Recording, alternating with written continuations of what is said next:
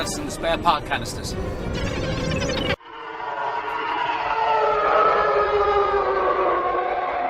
Red 2, standing by. Red 11, standing by. Red 5, standing by.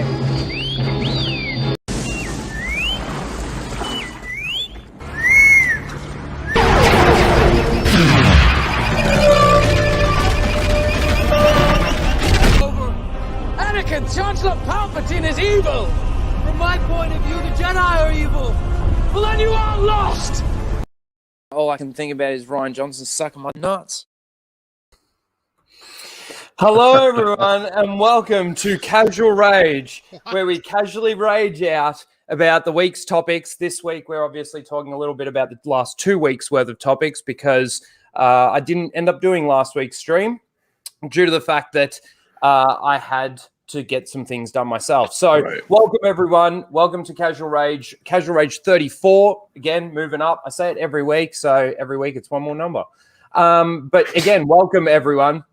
Thank you all for being here, and let's quickly go through our panel. Tim, how you doing? Doing well. How are you? Yeah, good, thank you. What have you been up to this week? What did you drop? I watched just work. Some streams. Yeah, I did that impromptu stream on Heart of the Jedi, which we can talk about later on in the stream. Everyone should go out and buy that book on Amazon while you still can. It's selling in the hundreds. They might have surpassed 1,000 by now. But yeah, I've been working a lot. I put a good dent in the editing of my documentary. Script was finished over the weekend, so it's going to be a long one. Lots of editing to do. So I'm excited to get that out because I had fun making it, and I hope everyone has fun watching it. Thanks for having me on. No, of course. Always welcome. And, of course, we have Greg, Tuscan Bob, or Lost Jedi 22, depending on your preference. How are you, my friend? Muted. I'm fine. You're fine? He's excited to talk about Bad Batch. I've started an hour late. Yeah. Bad Batch. 10 p.m. Am I correct? Yeah, it's 10 o'clock here. Yep. Yeah. 10 o'clock. Cool. What have you been up to this week, Greg? Not a whole lot. To be honest. Lazy. Just being lazy? Nice. I'd like to be lazy every now and then. Yeah. Cool. And Stig, how you doing? Stig Kenobi, welcome. Doing quite well. That's good. What have you been up to this week? Lots of reading, movies, gaming, just nerding out. It's been great. I'm guessing you've got your copy of Heart of the Jedi? Nope. Probably won't get it for 2 or 3 weeks. It's being shipped from the US, so... But you've ordered it, right? Oh, yeah. As soon as I saw it. I think everyone was saying jumping on I had to pay 3 times more than everyone else. Just because of shipping and import tax or whatever? Yeah. I paid... I think it's ended up being over $30 all in all. Damn. That's ridiculous. So I only bought one. Fair enough. I've still got to get one, but I'm going to. I need to do that soon, though, because hopefully it doesn't get taken down, but there's probably a chance that it will, right? Yeah, it will. The hardback got taken down. Yeah, it's probably not necessarily the story, but it's the logo. Yeah. The Star Wars logo. Companies are very protective of logos. They have to be. If they stop being protective, they lose the protection. Yeah. In a year, Rhino, if you want a copy, I'll sell you one for like $200. So just yeah. I have like a lot of copies. So you bought a whole heap? No less. Fair enough. Let's see who we've got here in the chat. We've got Miss Martin Muses. Hello, Teresa. Welcome. And of course, we've got Tim, Open Airlock Policy. We've got Blake trying to trigger me already, as per usual, with his tracking fobs. Fucking tracking fobs. Yes, it is. The answer is no. We'll talk about tracking fobs later in regards to the Bad Batch. Chef Nation, welcome. Thank you. Hail, everyone. Hail, brother. Soul Assassin. We've got Tim F. Sorry, no, that's Tim On. Sorry. We've got Christopher Arcella and Soul Assassin. Rage 69. We'll get there. I'm just trying to scroll down. Could not be reached for further comment is here. Thank you for all being here. I know Steph's stream's still going, so there's probably a few people still over there watching. Hopefully we'll get a few come over from there. But again, congratulations and great job to Steph. She definitely deserves the monetization, and she got it. So very, very well done. On the original channel too. Yeah, that's right. That whole thing was so weird because it was a whole year that she was waiting. Yeah. And then they said that they gave it to her and then she didn't get it. And anyway, there was that whole rigmarole. Jock Nerdy, thank you. It's all right. We have only just started anyway. We're just shooting the shit at the moment. So welcome, everyone. I guess there's been a lot actually happening in regards to Star Wars over the course of probably the last 2 weeks, more so the last week because of May the 4th. Now, how does everybody on the panel here feel about May the 4th? I could probably guess, but I'll just go around and just ask. Greg, what do you think? How do you feel about May the 4th? Like 99.9% of all the other bullshit, fake, Hallmark, garbage holidays that are on the calendar can go the fuck away. Mm-hmm. Well, fair enough. Well said. Tim? I would like to show how I feel rather than state. Could you share my screen, please? Okay. This is how I feel about it. Happy fake Star Wars Day from... Okay, and yes, that is Hasselhoff with the green lightsaber. That's David fucking Hasselhoff. Fighting a robot with a green lightsaber. Nice. Hasselhoff, nice. And 5, Stig, 2, 5. How do you feel about May the 4th? May the 4th or May 25th. I don't really care because I never really celebrated it. You know, all year used to be Star Wars year for me. So fair enough. You know, yeah, it's a good point. Didn't really need a day, but wasn't May the 4th something the fans came up with as a pun almost, and then Lucasfilm went with it. Yep. Just the idea of celebrating the day of the release of a product seems a little stupid to me. Okay, I understand where you're coming from. Now, for me, I'm kind of with these guys on May the 4th. Not so much in regards to fuck off. The reason why is because the reason why we're so pissed about Star Wars Day being like May the 4th be with you is because Disney's taken it over as Star Wars Day. Whereas, okay, celebrating the anniversary of a movie, especially one as high, as big as Star Wars or a franchise on the day that it actually got released, May the 25th, I don't have an issue with that at all, right? What day is Big Mac Day? What day did the Whopper get released? No, I understand. What day did loose leaf paper get invented? Because we need to celebrate more shit. I understand, right? My thing, with May, when May the 4th first happened, it was kind of like, oh, that's kind of cool. No, it's kind of funny that nobody ever really thought of it before then, right? And you sort of just hearing it when it sort of came out. And it was kind of cool to throw around amongst your Star Wars buddies and stuff like this. Oh, hey, May the 4th be with you. Whatever. But now that it's become so big and the normies, okay, I was at work and I'm sitting there, I'm in the showroom and the radio's going. Radio station Gold 104. They are doing this name game where you call up, if they say your name, right? You call up and if you've got the same name, you get put in a draw to win money, right? So because it was Star Wars Day, they were playing off names of Star Wars. So they had one little segment in the afternoon, where they did George and Lucas. So if your name's George or Lucas, call up and you're in the name game. You're in the thing. We've got the raid coming in now. Thank you. And if you're coming from Steph's, yes, Steph Raid, thank you everyone for coming over. I appreciate it. Again, Steph deserves everything that she got from, she deserved it a long time ago. Absolutely. Overdue. Well overdue. So again, everyone, thank you for coming over. We're just talking about our thoughts on May the 4th and just if it means anything to anyone. Everyone on the panel has pretty much said, fuck off May the 4th. Fan virtue signal day. Yeah.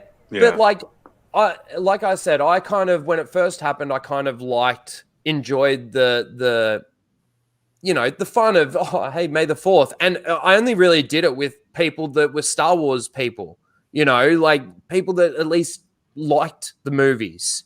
I never went up to my sisters and went, hey, May the 4th be with you, Right. And now I'm getting messages from everyone under the sun, moon, and stars first thing in the morning saying, oh, happy May the 4th. Me too, Rhino.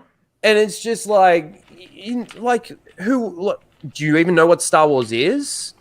Sort of thing. Anyway, the name game, they're doing this thing.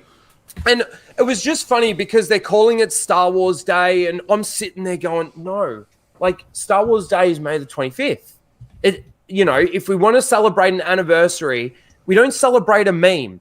And it's kind of like with what they're doing with the entertainment of the Star Wars at the moment. They're playing off the memes and they're putting the memes into it. The best example that I can give is the stormtroopers shooting in Mandalorian. Yep. So particularly in the last episode of season 1, when they're exiting the lava river, Oh no, when they're shooting at the tin can and missing, when it's like 8 feet away from them. Right. Jock Nerdy, $10. The Punch Baby Yoda scene. Yeah. Mm-hmm. I celebrated yesterday, May the 4th of whiskey. May the 5th of whiskey, sorry. My bad. That's funny. Thank you, Jock Nerdy, for the $10. I appreciate that. And he's a great supporter. He's Oh yeah, he is. It's so funny. He always says in the chat, like, us Ryans need to stick together. Obviously his name's Ryan. So welcome, Jock Nerdy. Thank you, brother. So I just don't like the idea that May the 4th has become as big as it has. And I find that funny coming from a person that really likes Star Wars, wants it to be as big as it possibly can be. But like, it's the normies that are out there, and this is the crowd that Disney's going for. It's the normies that are out there that they want to be involved in Star Wars because they're the ones that don't care about the lore or anything like that. They're the ones that don't care about the continuity.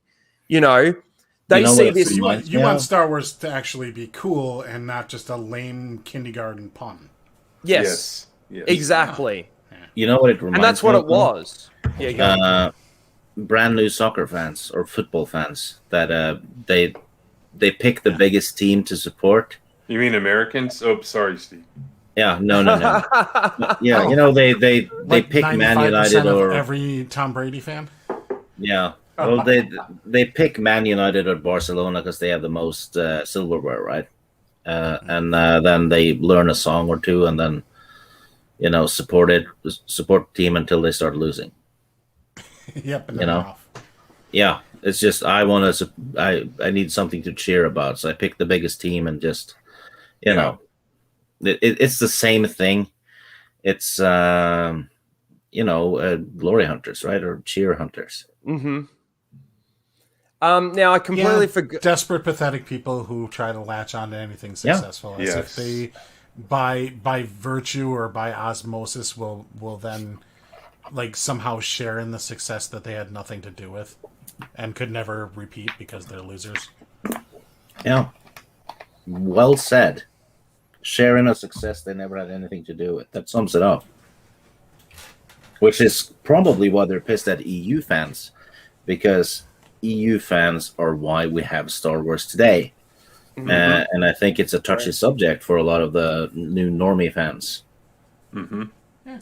But I don't really get that, because okay, if you're sitting here, and I mean, I've had my sister during the Marvel run, the 10 years of Marvel. I have my sister calling me and going, okay, so what am I supposed to watch after this? And what does this mean? And what is that? And she's coming to me for information. So I'm giving her the information based on what I know, right? And what I've heard and what I've read and what I've seen and all of this kind of stuff. And she's taking that on board and going, okay, cool. Now, when she sees something that's wrong with what I've sort of explained, she's like, so why did they do this? And then I've got to go, okay, so basically they did that because, especially with the Quicksilver and, that how they had to separate it because Fox owned the characters and this. So I had to sort of explain what was going on with all of that. And, she still enjoyed it, but she could understand, at least she could understand why the certain things annoyed me. You know what I mean? It's like these if you do it on Twitter, you get accused of gatekeeping. That's right. Yep. All we're trying to do is explain what Star the Wars facts needs are. A lot more gates. It needs yes. Oh man, it needs a massive fence. It needs like the Trump wall. It needs a wall, and we need to make them pay for it. Raylos, yes. Elect me to the head of Lucasfilm. Tax the Raylos. Build a wall, and I'm going to make the Raylos pay for it. Pay for it. Exactly. I love it. Yes. Now, just quickly, for Jock Nerdy, I'm still getting used to having these clips. I don't have too many, and I still want to add more. And I want to add sort of some thank you ones for the super chats that come through. But this is the best that I can do on such a shorter notice as I've been trying to do it. So here you go. What you want? Hey? See, that's what you want. What you want?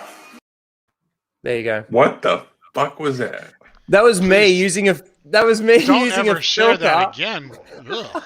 Doing the Nutty Professor. What you want, Cletus? What you want? Anyway, there you go, Jock Nerdy. Thank you. And I did see we got another super chat from Christopher Arcella. Thank you for Christopher for the super chat, the $5. Giving my support to you too, Rhino. Love your rant and love the random Charles cameos. Your drawing of you and Charles will come out great. That's cool. So he's obviously doing a drawing of me and Charles, which is awesome. Drawing. I can't wait. I love my t-shirt. I'm ordering mine, I think, this week. Sorry, I had to there's a few people that are going to get t-shirts of mine before I even get one. But yes, I'm going to have my narrow t-shirts.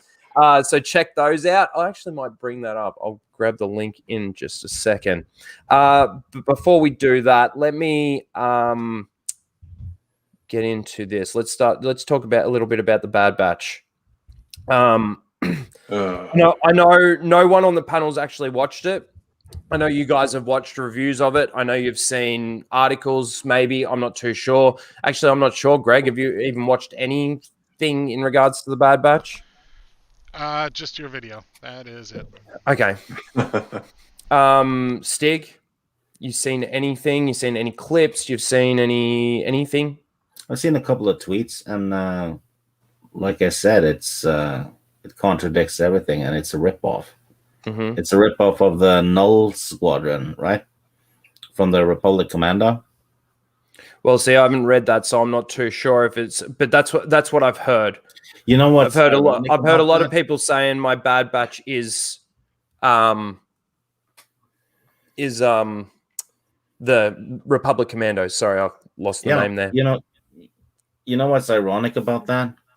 Dave Filoni trashes the Clone and the Mandalorian lore so badly that Karen Travis quits because he didn't bother following her, writing, right? Mm-hmm. Which was canon. And then fast forward 10 years or whatever, here he is ripping off her writing. Yeah.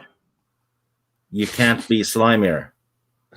Too white and male. Of course I am. Yes, no, you're right.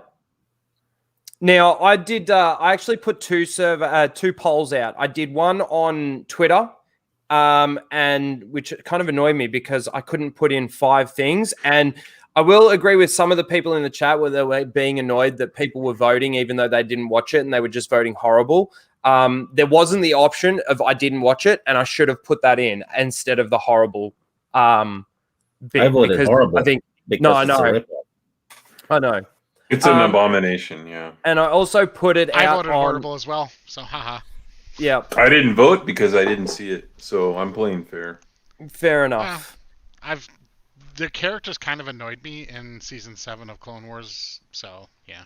Now, I will say I kind of expected it to be a little bit more swayed towards the middle to lower ground of it because, of course, I'm not a fan of it. I would expect a lot of people that aren't a fan of it to come to my channel and watch what I have to say about Star Wars in regards to that. So I kind of half expected this. Now, I only had 23 votes on YouTube, but I had 99 on the poll on Twitter. And they are a little bit, they're very, very similar in the fact that like it's a meh, 3 out of 5, or it's a horrible, 1 out of 5. And then if you go to this, it's kind of like good and horrible are the two. So it's kind of, if you look at that as a trend, you can kind of see the thing there. Now, I mentioned in my review of it, like I still don't know what to think in regards to Star Wars. Like I know that Disney Star Wars is trash, but like in my heart of hearts, I kind of want to, I still want Star Wars to be able to recover, and I don't see how it can. I'm not that stupid. I can see the light, but I really want it to still succeed in the way that it was. And I mean, thank God for Heart of the Jedi. I mean, that's renewed a little bit of faith, I think, with some of the EU people that we can at least sort of still get some stories. But we don't want the Disney people writing any of the EU stuff, do we? I think everybody can agree on that. I do not support continuing the EU.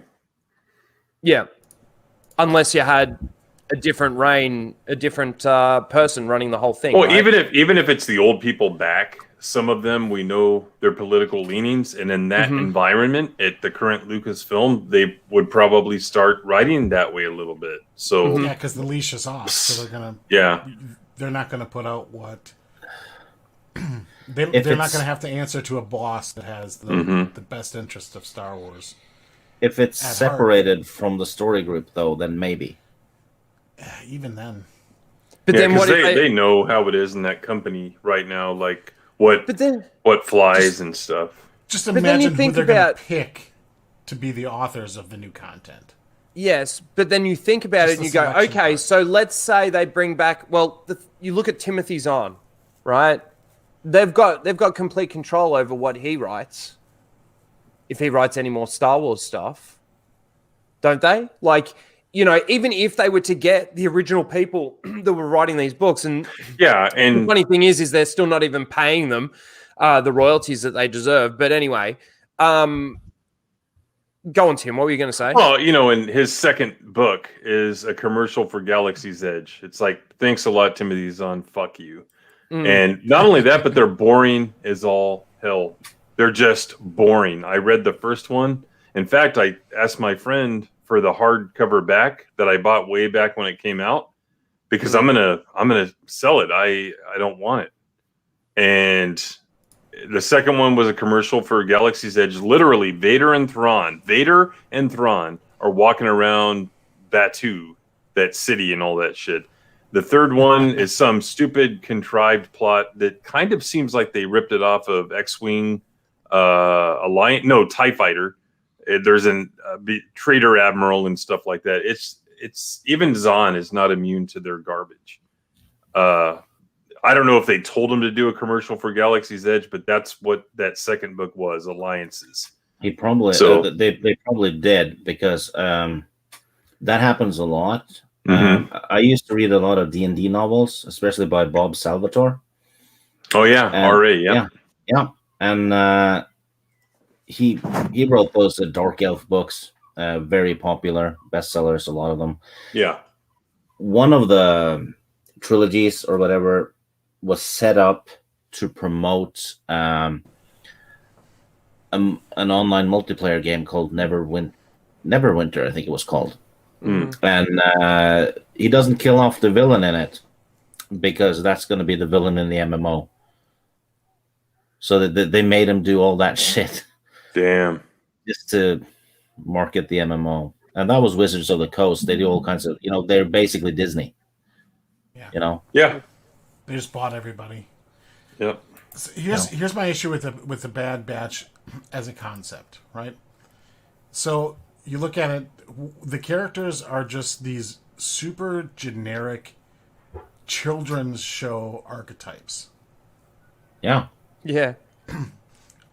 Which is completely and totally uninteresting to me, like, at all. Maybe if I was 6 years old, the big guy that's just a brute and a doofus would be funny to me, but it's just really not, because right. Yep. I'm an adult. And I blow things up because I like to blow things up. And the other He issue actually is says the that. time period. The time period that they're like, this is, look at the sandbox they're playing in, and tell me that given their track record, they're not going to fuck it up. Oh, the big guy doesn't even make sense, because in the Clone Wars, he kind of stops an ATSD from stepping on him, but by just lifting it. That's not how it works. I mean, even if you have muscles, right, your body would get squashed. Right. It's one of my issues with the Clone Wars is it almost played like a superhero cartoon. Superheroes, yeah. The problem is it's in a sandbox where they're in between the two trilogies right now, right? Mm-hmm. So it's going to overlap with Rebels. Yeah, it is. Yes, and you're right about that. I've got a theory on that. And then which means it's then going to overlap with the OT. Yep. And it's going to be yet another group that has another big impact on the events that unfold in the original trilogy, which is never heard of, either Rebels or the OT. Yeah, and it just lessens the accomplishments and feats of the heroes of the original trilogy. Yeah, certainly does. Right off the bat, it's like lose. Now, the premise of clones, I also have a problem with. So, the race that did the clones, Camino. Yep. Oh man. They have the technological ability to create clones, grow them fast, and basically program Train. them. Yep. But they don't have the ability to filter out a bad batch. Like, oh, this one's defective. It the genes aren't correct. It didn't clone right. Like, I have a hard time believing them, because I mean, let's face it, this is a society of people that clone living beings for the purposes of cannon fodder. So their morality is just about the bottom of the barrel in the entire galaxy. I don't think that they would keep around, for morality's sake, defective clones. They wouldn't even allow them to get to a baby. Yeah, they'd destroy the clone. They'd flush them down the toilet or do whatever they do to defective clones. The idea that they would raise them, I mean, and one defective so much that, oh my God, it doesn't have a penis. Like, you'd think that this scientific race of cloners would kind of notice that. Yeah, also, if you accidentally get one that's super strong, you do research on him. You'd try and replicate. Yeah, you'd try and clone that. Yeah, guys. Let me tell you, in the EU, the Kaminoans are extremely smart scientists, and that's why they kind of disappear after the prequel stuff, because everyone would be looking for them. So all the top scientists are on the run, and the planet's pretty much out of commission because they're that smart. So they would do what Greg is suggesting here if they found a way to replicate that. Because if you read the Darth Plagueis novel, one of the plot points is they're trying to find an army to fight Jedi, and they think about using the Yinkori, which is this reptilian race that has a resistance to the Force, but they wind up not doing that, and they just use a human. But the point is, they would be trying to track down, like, how do I replicate this so I can sell this type of technology? Not just because you have someone really strong, but prolonging life is one of the big things that they were trying to unlock in the EU. Like, Lama Su is the lady that is escorting Obi-Wan around. She's actually one of the scientists, and that's one of the things she's working on in the EU, like 40 years after Attack of the Clones. So it's dumb what they're doing here. And one more point. So I did read 3 different recaps of this, and very detailed ones, and I could hear the clones talking when I read the lines. So it's almost like I didn't even need to see the episode, because I could just hear what they were saying, and just these childish lines. And they had a line in there about more machine than man and stuff like that. It's just so kiddyish. I Well, can't get away from the fact that it is Not even machines. They use those lines and everything to play on the nostalgia. He's more machine than man, right? Like, it's a little bit ridiculous, and it's so obvious. Like, if a line like that fits, then have it fit. But when you're sort of making it sort of that obvious, it's kind of like, all right, yeah, you did it. You went and did it, didn't you? At least break the fourth wall. Have the character just wink at the camera. Yeah. I mean, you might no shit. You're absolutely right. With the cartoon, like, doink. I want to point out, not one of these guys has actually watched the episode, and every single one of their points have been valid. Exactly what I would have said. You didn't watch it, so you can't criticize it. That's what they'll tell you on Twitter. So don't need to. I just wanted to point that out. The premise is broken. I just wanted to point that out. The foundation is defective. Yeah. Yep. So let me run through this episode really quickly. I'll just give a quick snapshot. I know it was a long episode. I think it was 74 minutes long, including credits. So what if you got 10 minutes worth of credits, just like they did on Mandalorian. They should just call it the Mandalorian season. Mandalorian was long as fuck too. 1 hour. 1 hour is like an entire season of the Mandalorian. The credits are like a third as long as the fucking episode on Mandalorian. So yeah, and they still don't credit the people they ripped off. No, of course. That's funny you mentioned the Mandalorian. I don't know how many of you guys have actually watched The Mandalorian that have actually had that opening clipping bit where they're flashing the helmets, and it's like their opening thing. They've kind of tried to Marvelize, how Marvel have their intros. Yeah. They've kind of tried to do something a bit more like that with Star Wars. So they definitely did that at the beginning of this. You had the commentary like you do at the beginning of the Clone Wars episodes. So you had that commentary. So it was still the Clone Wars. It was the Clone Wars symbol going from yellow to red and then burning away to show the Bad Batch. Stuff like that. It just looks cool. I'll give them that. One thing that I was sort of saying is the animation. They definitely invested the money. It looked great. It really looked really good. But let's go through it. Compared to what? Compared to just other forms of animation that I've seen. Like, I've been watching Attack on Titan. And, I know that's manga. I know it's a bit different and stuff like that. But the animation, I just prefer like this sort of... If I'm going to watch an animated series or something like that, you can just see that they invested the money in it. It looks really good. The mouth, like everything looks really good. Is that okay? Is that a good enough answer, Greg? No, well, I mean, comparing it to mass-produced manga, I would hope it would look... All right, let me see if I can give you a better example. Okay, well, even the Rebels series didn't have animation like the Clone Wars did. Remember like the as good. It didn't look nowhere near as good in Rebels than it did in that. But I'm just trying to think, what other animation can I sort of compare it to? The CGI, the cheap CGI, it doesn't... And I understand it's a TV show, so it's not going to look like a CGI movie, but then, like, that style doesn't do it for me. You know what they did in Rebels, though, to save money and time? They had everyone cover their eyes.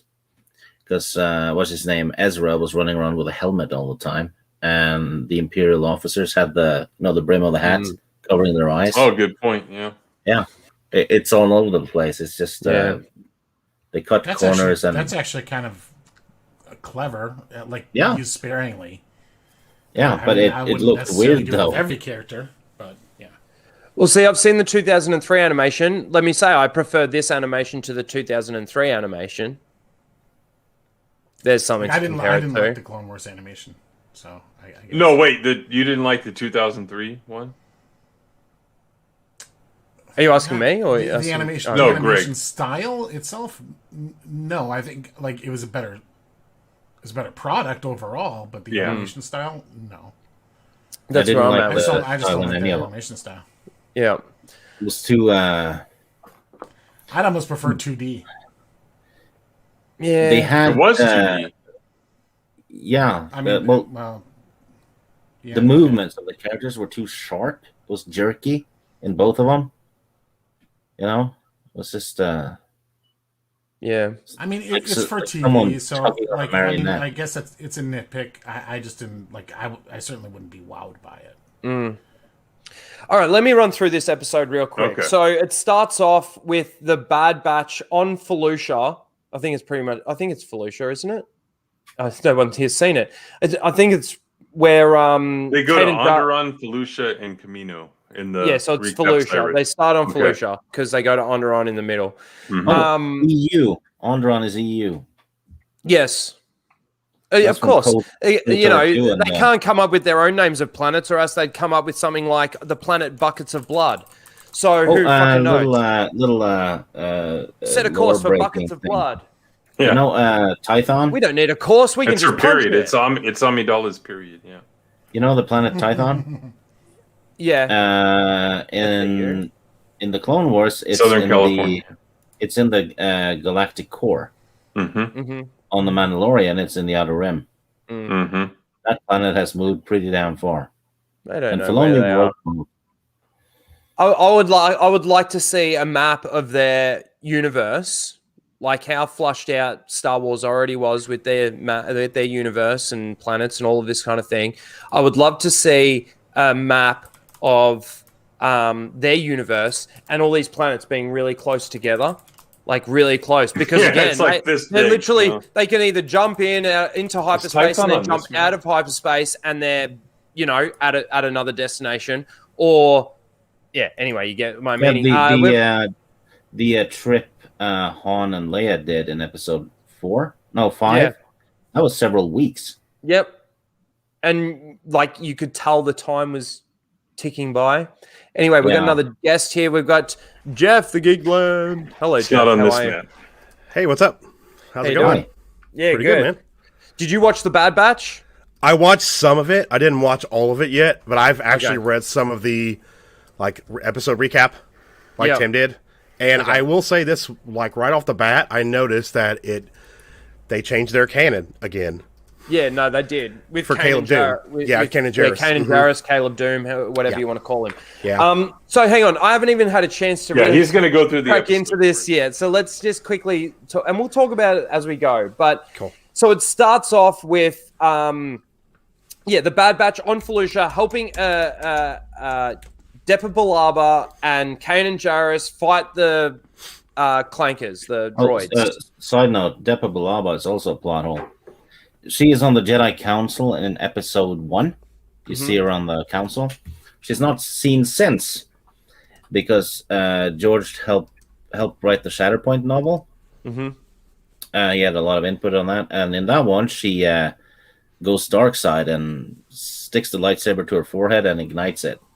So she is in a coma. She's a vegetable, which is why you don't see her in episode 2 and 3 because George stuck with it. That's what I told Rhino backstage. Yeah, Filoni seems to have missed that. Really? So even if you discard the EU, why wasn't she on the council in Revenge of the Sith? Or Yeah, because every seat was filled. That was Obi-Wan's spot. It was her spot that he took. She was just taking some family medical leave. There you go.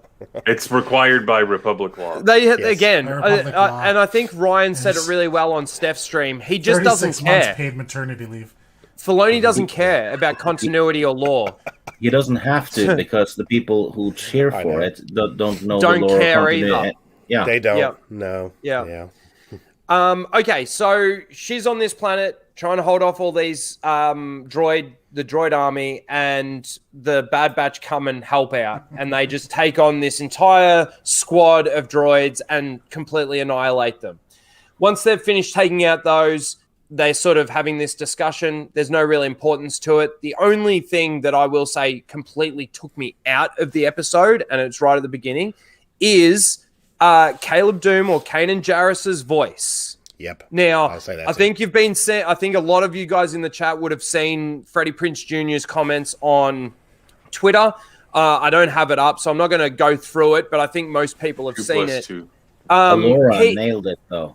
She said it was probably because his voice was soy enough to sound like a 12-year-old boy. Yep, that's what she said. I agree with that. Okay, but it so did. It That's was what like I was very thinking in the jarring. first place. It'd be like, you can't go younger with him because he's kind of, All you got to do is change the pitch on his voice, for fuck's sake. You could either do that, but it seemed like they didn't even try that. But he didn't even make an attempt to make himself sound younger. You know, like I've heard, and whether or not here's the correct solution: don't have him in the whole fucking episode or any episode. No, but hold on. I know exactly how they're going to make this roll into Rebels. They're trying to, obviously, everything's got to connect to everything, remember? You can't have this own little isolated story over here. It's got to be connected to something or somewhere or some way. And then they throw their identity politics on top of it, and you get all your garbage. And the garbage storytelling, because it all revolves around all of that.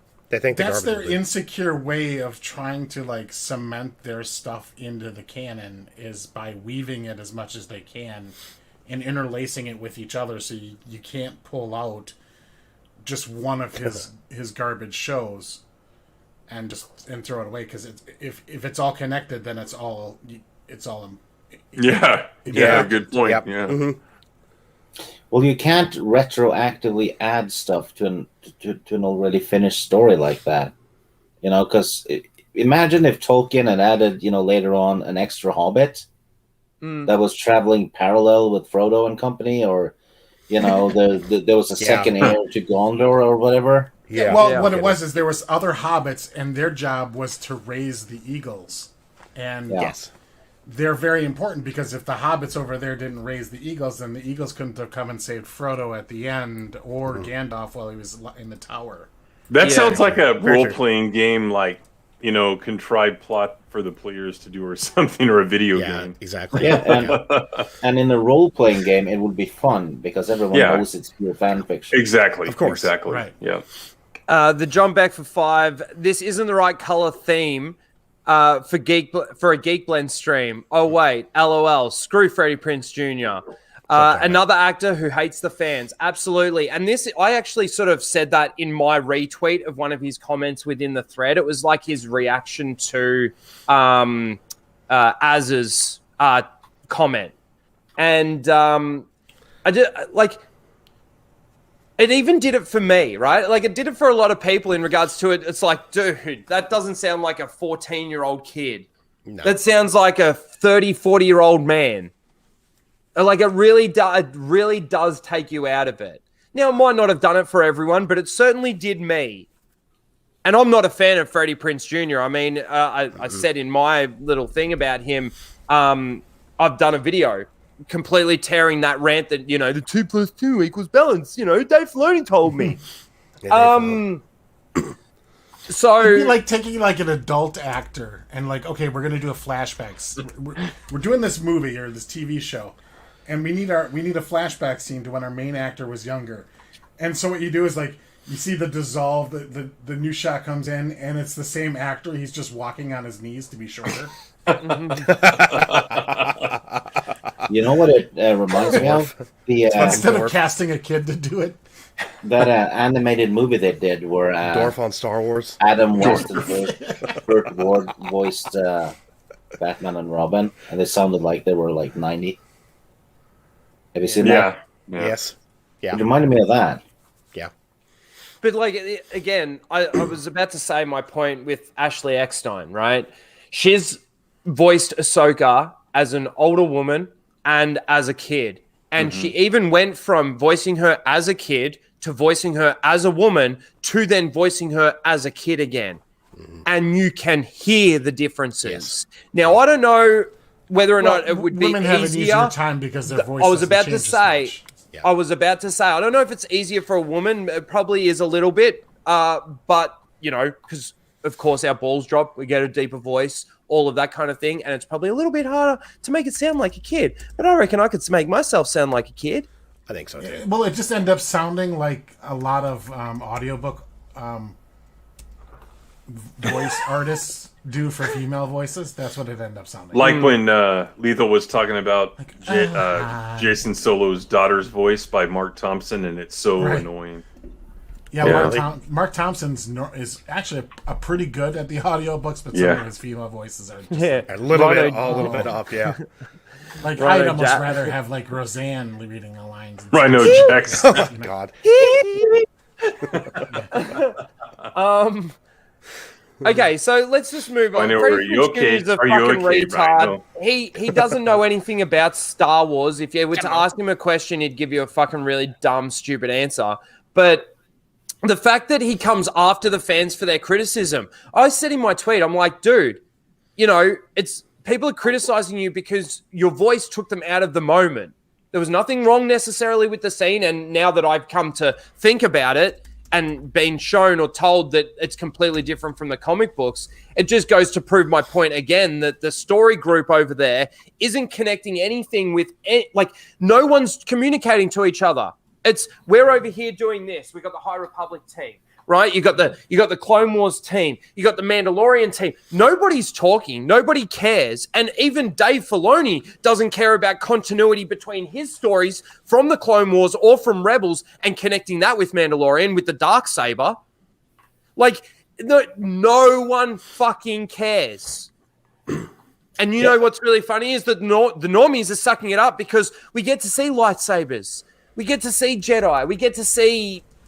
I don't know. I don't really know because I don't know how many normies would actually be watching the Bad Batch either. I don't think there were too many normies that watched the Clone Wars, the animated show. So well, how many do you reckon?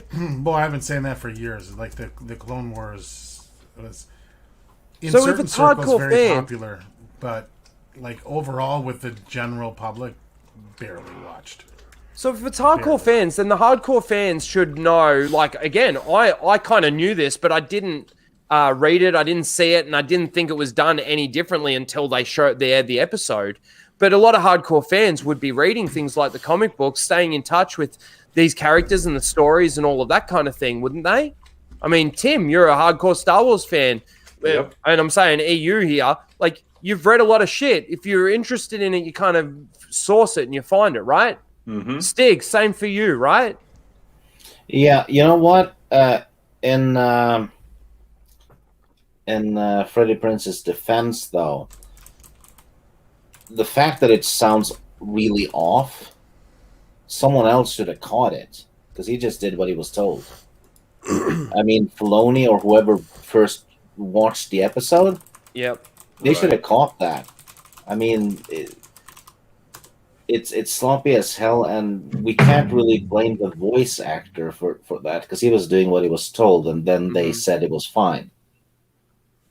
You know, devil's advocate, I know, but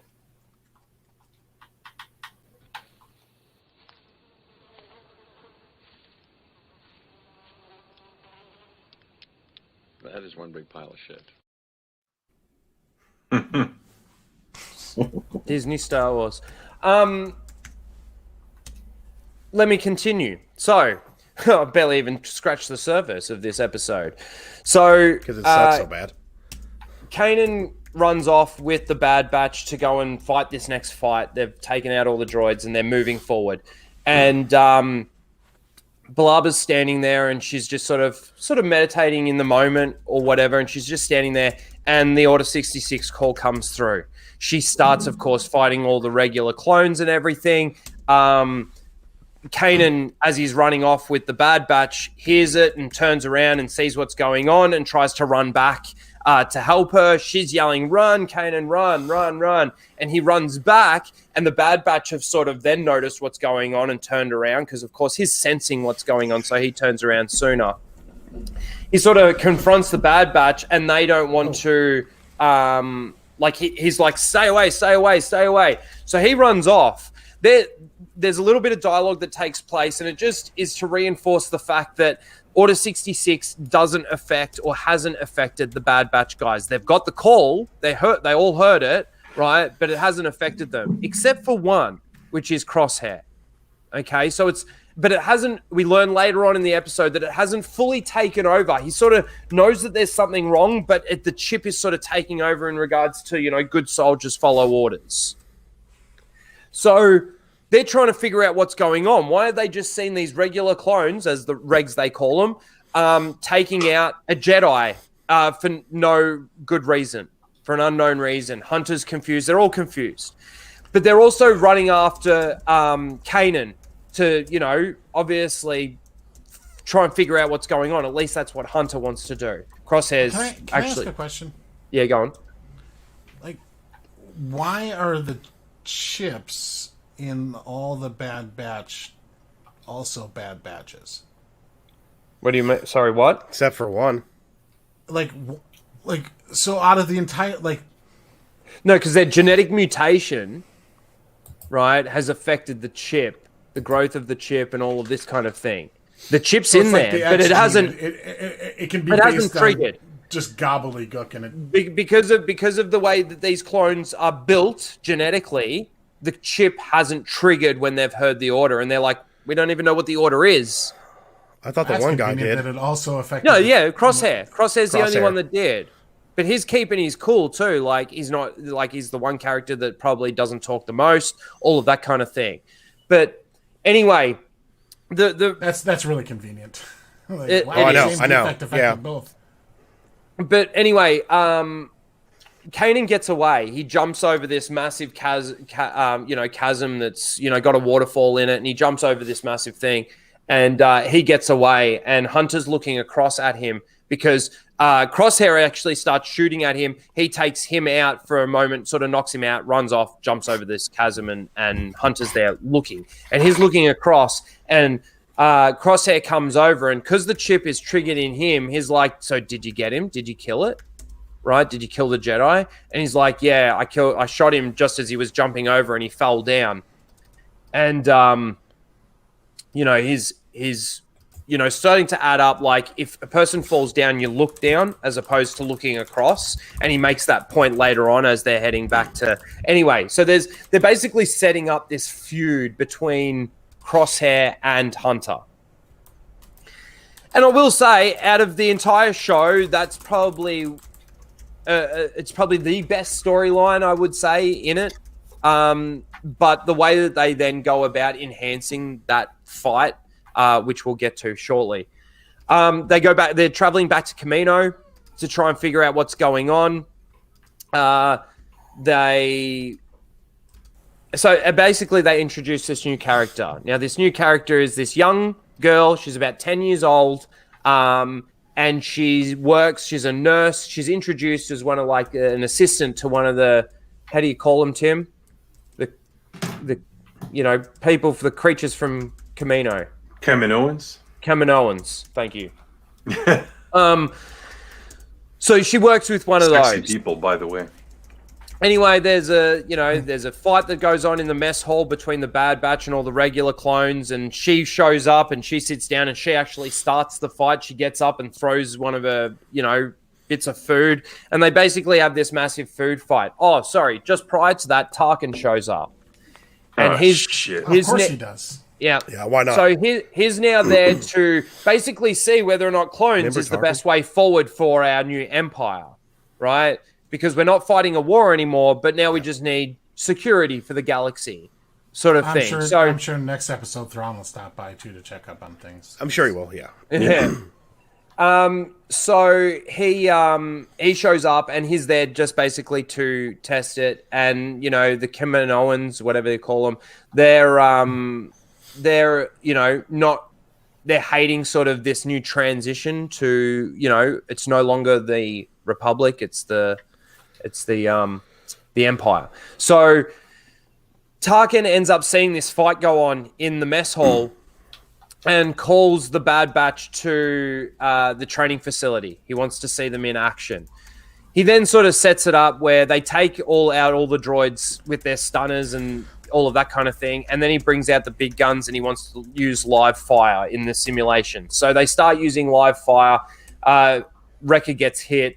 All of this kind of stuff goes down, and they're a little bit pissed off at the fact that they used live fire in a training simulation, but it is what it is. Tarkin, then they're talking about, the loyalty of these clones, these particular ones, the Bad Batch. And Tarkin wants to send them out on a mission to go and kill this little sect of separatists. They refer to them as separatists sort of thing. And they're expecting to come across droids. Now, the reason why Tarkin sends them out is because Crosshair reports that Hunter let the Jedi live. That's the report that he submits, whereas Hunter reported that he killed the Jedi. trying to show that he's loyal to the Empire. Anyway, so they send him off on a mission. Side note. If Tarkin needs loyal soldiers, right? Mm-hmm. Why the hell doesn't he use regular clones? They're already brainwashed by a chip. Well, it's funny that you say that too, because there's this one moment in the mess hall where, okay, Hunter's saying they're walking down this hallway before they get to the mess hall. This is, I think, on the way to the mess hall. They're walking down the hallway when they've arrived at Camino. And, Hunter's going, there's something weird going on. Something doesn't feel right. Nothing's the same. And Tech walks over to one of the regular clones to ask, like, which division he's from. And he goes out of the way like this and just pushes him out the way and just keeps marching, right? So it's like the programming's completely taken over. Now you cut to the mess hall moment, and there's these two clones in front of Hunter going, yeah, he's just arrived to test all the clones to see blah, blah, blah, blah, blah. I thought these guys were supposed to be, yep, yes, sir. Like, because of this programming that's taken over, and now we're back to them just being like normal individuals. Like, there was a little thing there where I was like, and there might be a little nitpick, but it's just something I noticed. Where was I at? Oh, so they send him out to Onderon. Tarkin sends Bad Batch off to Onderon. Before they leave, the little girl comes running over and she's like, take me with you. I want to come with you. I want to come with you. And they're like, no. Tarkin, just prior to that too, asked the Camino people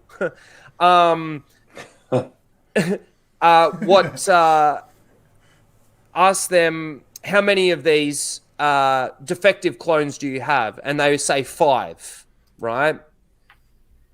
And so anyway, that's relevant a bit later on. They get their goodbye from the little girl. They don't take her with them, and they shoot off to Onderon. They meet up with Sol Guerrera, so they don't find any droids. They're expecting to find droids, and Crosshair's like, a mission is a mission, right? Like, sort of like, we need to complete the mission, make the call, Hunter. Like, he's got his crosshairs on him, ready to kill them all. And they're like, no. They have this conversation about how the Empire, Sol Guerrera doesn't want to be ruled by an Empire. And they then leave. Hunter's still a little confused about what's going on. And then they start talking. I can't remember. Jeff, you've seen this bit? No, I haven't. Okay. I can't remember why Omega, that's the name of the little girl, gets brought up, but she gets brought up in conversation. And Tech says, because Tarkin said that there were 5 Bad Batch clones, that doesn't include Echo, because Echo's a reg. He's a regular clone that ended up with, his deformities from, what we've seen in the Clone Wars. So the 5th one, his automatic assumption is the 5th clone in the Bad Batch is Omega. So straight away, I'm sitting there thinking, okay, we have a genetically mutated clone that actually changed the blood in from the host. Like, they found a way to make Jango Fett female, basically. And I don't understand that. First of all, it's like Greg said, if these if these cloners are so proud of their work, right, and they don't want to get it out that they're, they've got a couple of little fuck ups here and there, why would they keep these things alive? Well, okay. Here's the thing. When it comes to genetic mutations in pop culture, like, I'll give the X-Men a pass. Yeah. It was conceived when our knowledge of genetics was substantially less so than it is now. Mm-hmm. Or was in 1990s or 2000s when the Clone Wars came out. What they're doing now is inexcusably stupid. Yep. It's so in your face. Mutations don't work that way. There's not a one protein difference between being a normal human and being super muscular, or a crack shot with a rifle, or the funny thing is I guess it's conceivable that in the cell replication process, the X chromosome copied itself and got rid of the Y chromosome, or that she's an XXY clone. Maybe. But it still wouldn't excuse the fact that they would keep her around. They're a product to these people. They have no value in their they have no liberties. They're not treated like a sentient normal thing. They're considered property. They call them by their numbers, not by their names. They're literal. They give their names to themselves. Cannon fodder. Yeah. So they wouldn't keep one around out of pity or anything like that. Maybe if one was abnormally large sized, they would keep it around and go, well, that's an interesting like maybe we should make this now the template for our future clones. But the rest of genetic mutation, like you don't like clone somebody and then whoops, it's somebody that's completely different and has no basis in the original character. Like I just quickly doesn't work that way. I just quickly hit this $2 Canadian from Fat Steven Seagal. Thank you, brother. Rhino not in a bikini, smashing cake on himself. Yes, I'm not doing that. Boo. Boo. Yeah. I mean, I would leave challenge extended. That, but challenge extended. Challenge never accepted or extended. like I said, I can the X-Men gets a pass from me because of the time period, because the X-Men is pretty old. Yep. Right? I can kind of excuse it. Although, I mean, even then, that was, the particular mutations are ridiculous as a justification for superhero powers. But it's comic books. Star Wars is different. It's supposed to be a little bit more grounded. If that's true, that means that people are just writing it for them. Yeah, because that's not how it's explained. That's so contrived that it. Here's what I think happened, based on my own personal biases to Clan Fett, and how much I and how much I despise. Here we go. The type of man who would want a son that's an exact genetic duplication of himself is the type of guy who would get excessively into stepsister porn, and is the type of guy who would like a clone of himself son and a clone of himself daughter getting it on, because he's that big of a weirdo, because the Fett family is a bunch of fucking freaks and weirdos. Would you say he has a fetish? He has a fetish. That's a good one, Stig. That's a good one. Fuck all the Fets. I dedicate it to Rhino. Thank you. Thank you. And I keep forgetting, but I'm gonna give you. Boba Fett was cool until Attack of the Clones. Then he's ruined forever. Fire! Get him, Dad. Yes, we all know that Greg hates Boba Fett, or hates the Fets. He needs to play that clip more often when he's on channel. When he's on panel. Okay, fucker got his head chopped off. Where was I up to? Let's keep going. We've been going an hour. Let's try and hit through this in the next sort of half an hour. So where was I? So they've gone to Onderon. They've met up with Sol Guerrera. Sol's basically giving them a lecture. You got to choose, sort of thing.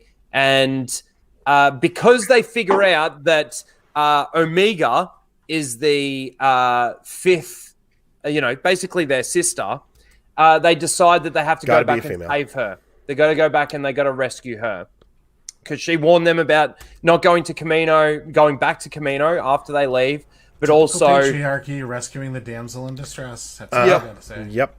Now they basically get there. They hate women. They hate women. Better. They basically get there. They get locked up with Omega, so they basically find her very easily because they get locked up with her, and they're in this cell where Wrecker can literally punch the wall, open it. Now they do explain that this facility was built before the Clone Wars, so there's no prisons built. This is just like a holding cell, like where they put some of their clones. I don't know exactly what it is, but it's like a cell anyway. They can't get out.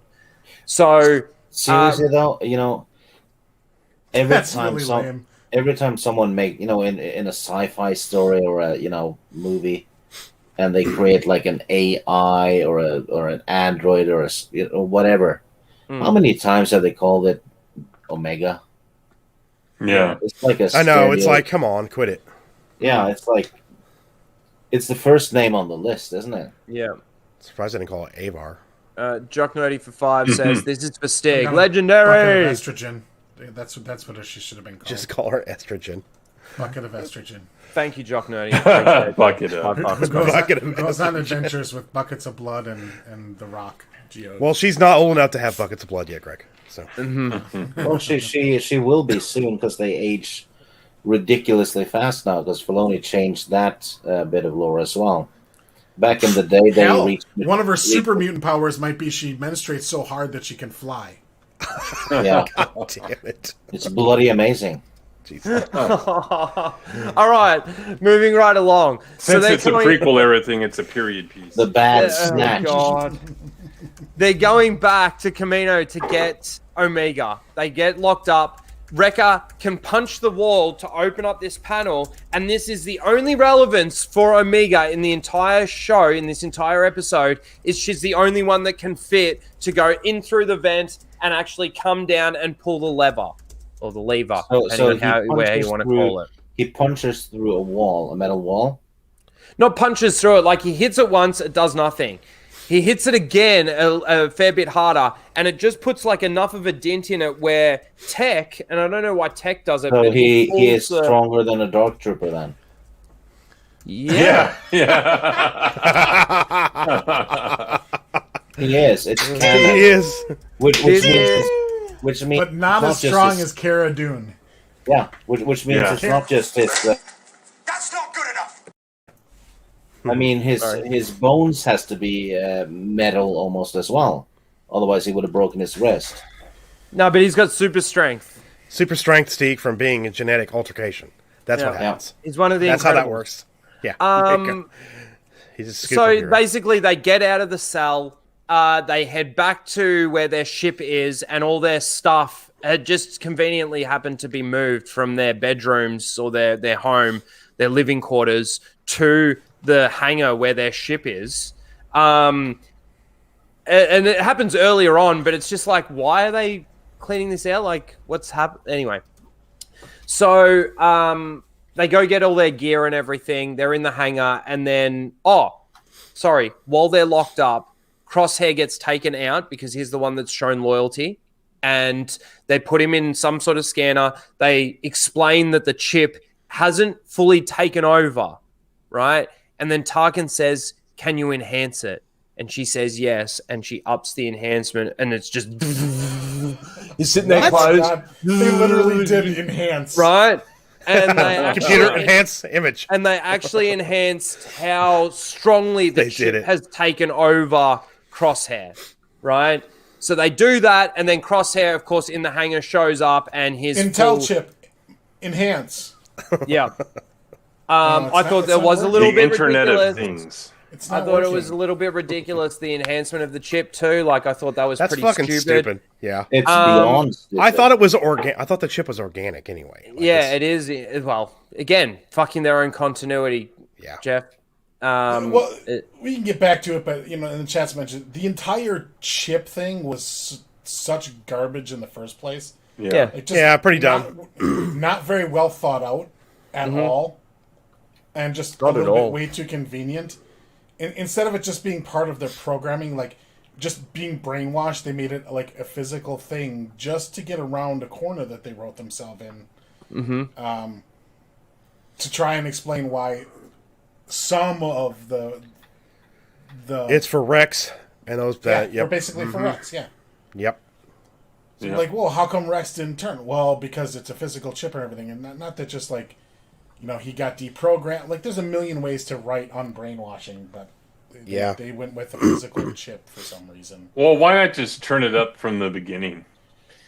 Right, like, why wouldn't everybody's chip be on the maximum setting? Yeah, exactly. Yeah. Yeah.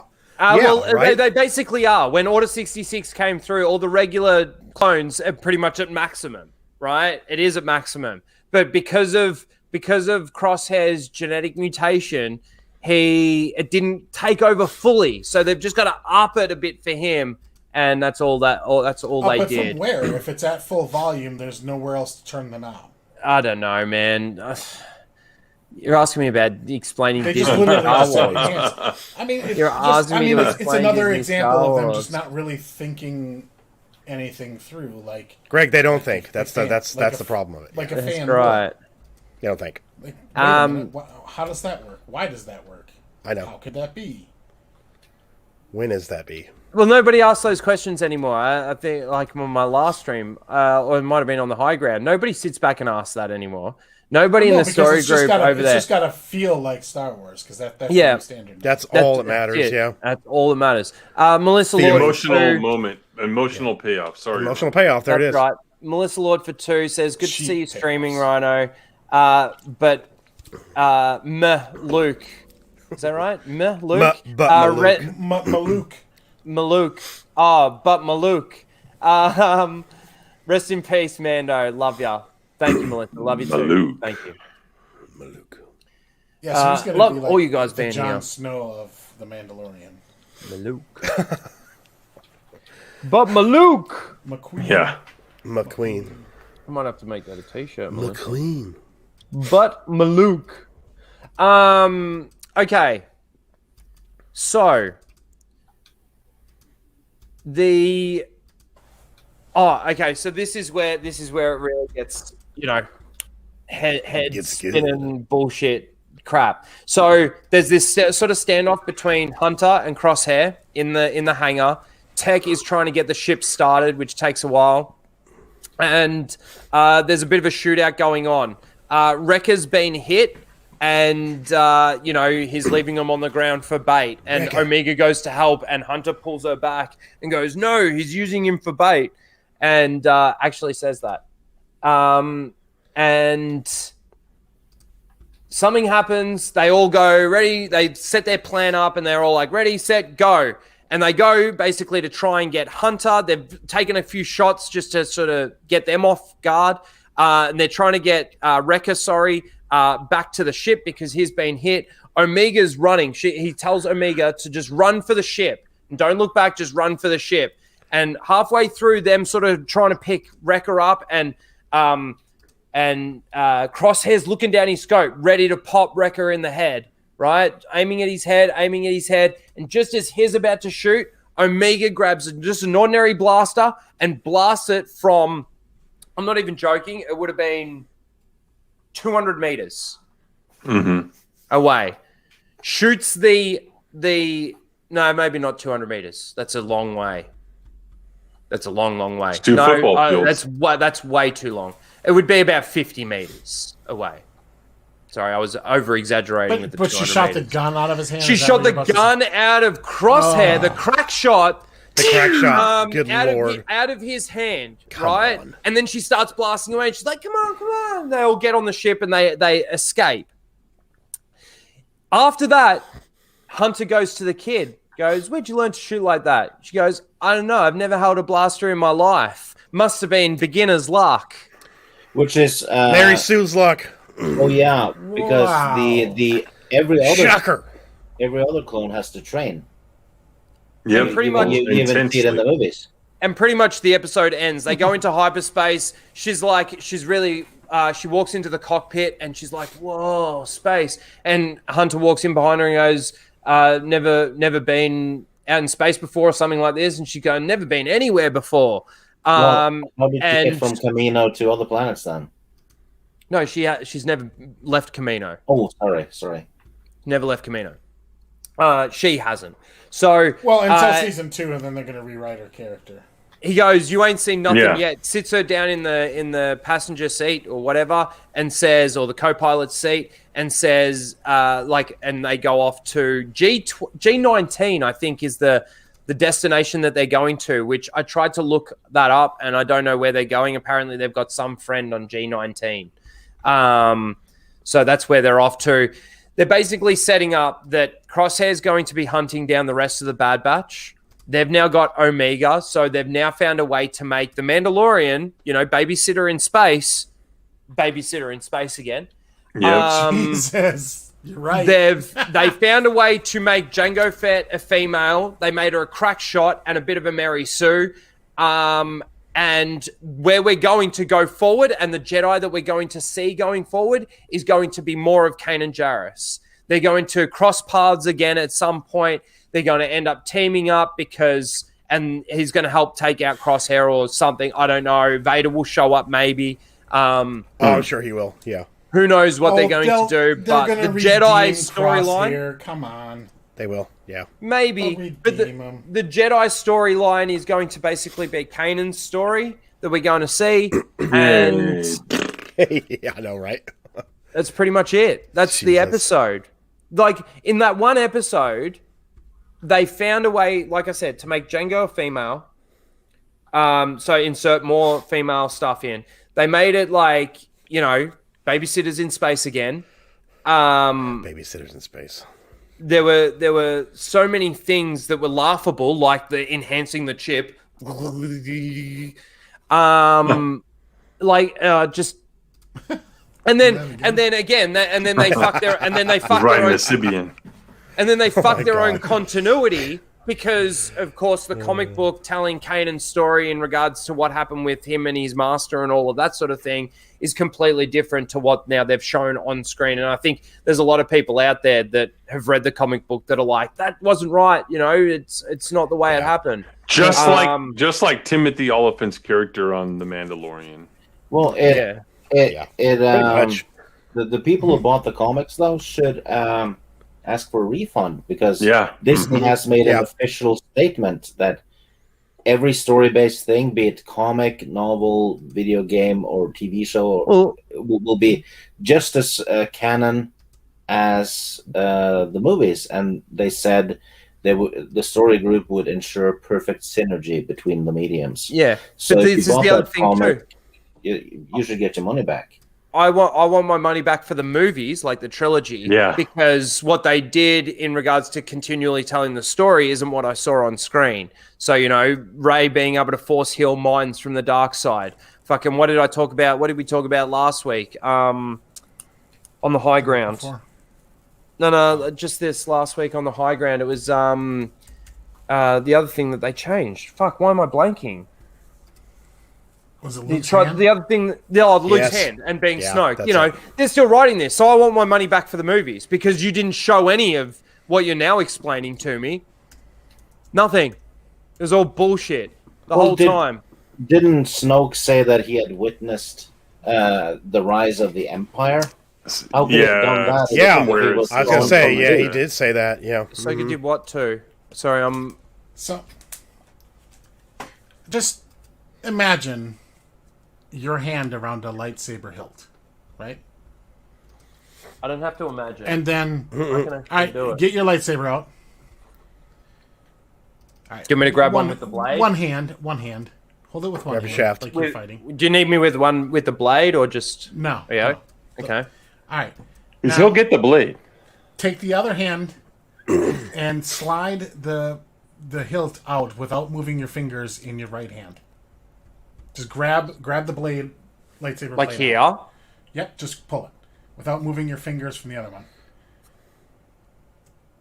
Like that? That would be convenient if you had a severed...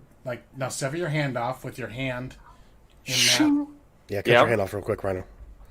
With your hand in that position, the fingers curled right around. It's like the perfect, assistant. Jerk off position. Yes, that's what they use it for. That's what they used it for, really. Yeah. That's the only way. That's the only way Luke's hand helps Snoke. Is it jerked whoever Snoke came from off. It's fucking dumb. It's fucking dumb. So pretty much that is the Bad Batch. Now, I am going to watch the entire thing. I am going to... Because to me now, again, I can separate the two. I actually can now. But it still annoys me and it still pisses me off that this is what they've done to Star Wars and this is what they're doing to Star Wars. And the first thing that took me out was fucking Freddie Prinze Jr.'s voice. The next thing that took me out was what are you guys laughing at? Chat. Oh. So assassin, I'll spit on the blade. Oh,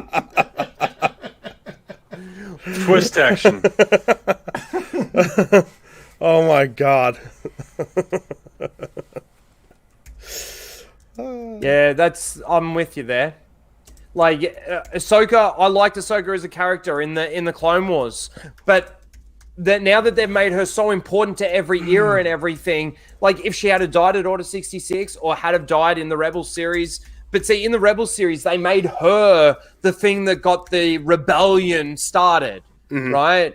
Yeah. Whereas it's not her, it's fucking Leia, it's fucking before Leia, it's her dad, Mon Mothma. And Mon Mothma. I was about to say Mon Mothma. Yes, pretty much. Bail Yeah. Organa. That's what the name I was looking for. Like they're the ones Basil that Oregano. actually built because there were no Jedi. Fucking, you had Yoda on his own. You've got Obi-Wan on his own, and you had these people that were still loyal to that side of the fight, that were still within the Empire, that had to play pretend within the Empire, but they were on the outskirts fighting against the Empire. And it was them that created it. Not a Jedi, not a non-Jedi Force user, nothing like that. And to bring Ahsoka into it, it's like... Then we get her in the fucking Mandalorian. Now she's going to get her own TV series and all of this kind of stuff. Like, okay. Yeah. She had her own TV series. It was called the Clone Wars animated series. Well, I mean, here's the fundamental problem with it all. And, it's why I didn't like her character. It's why I don't like Rebel. It comes out. Episode 4 is called A New Hope. Who is A New Hope? Or what is the New Hope? Well, it's Luke. Luke Skywalker. Yeah. How is he a New Hope if you got a bunch of other fucking Jedi out there running around? Yeah. It's so dumb. And you know what's... He's just like dude that also joined at this point now. He's like... He's not even in the top half of the credits now in like the halls of heroes of the Republic that saved it. Like he's no better. He's no different than Wedge. Yeah. He's just a Joe that also joined up. Huh.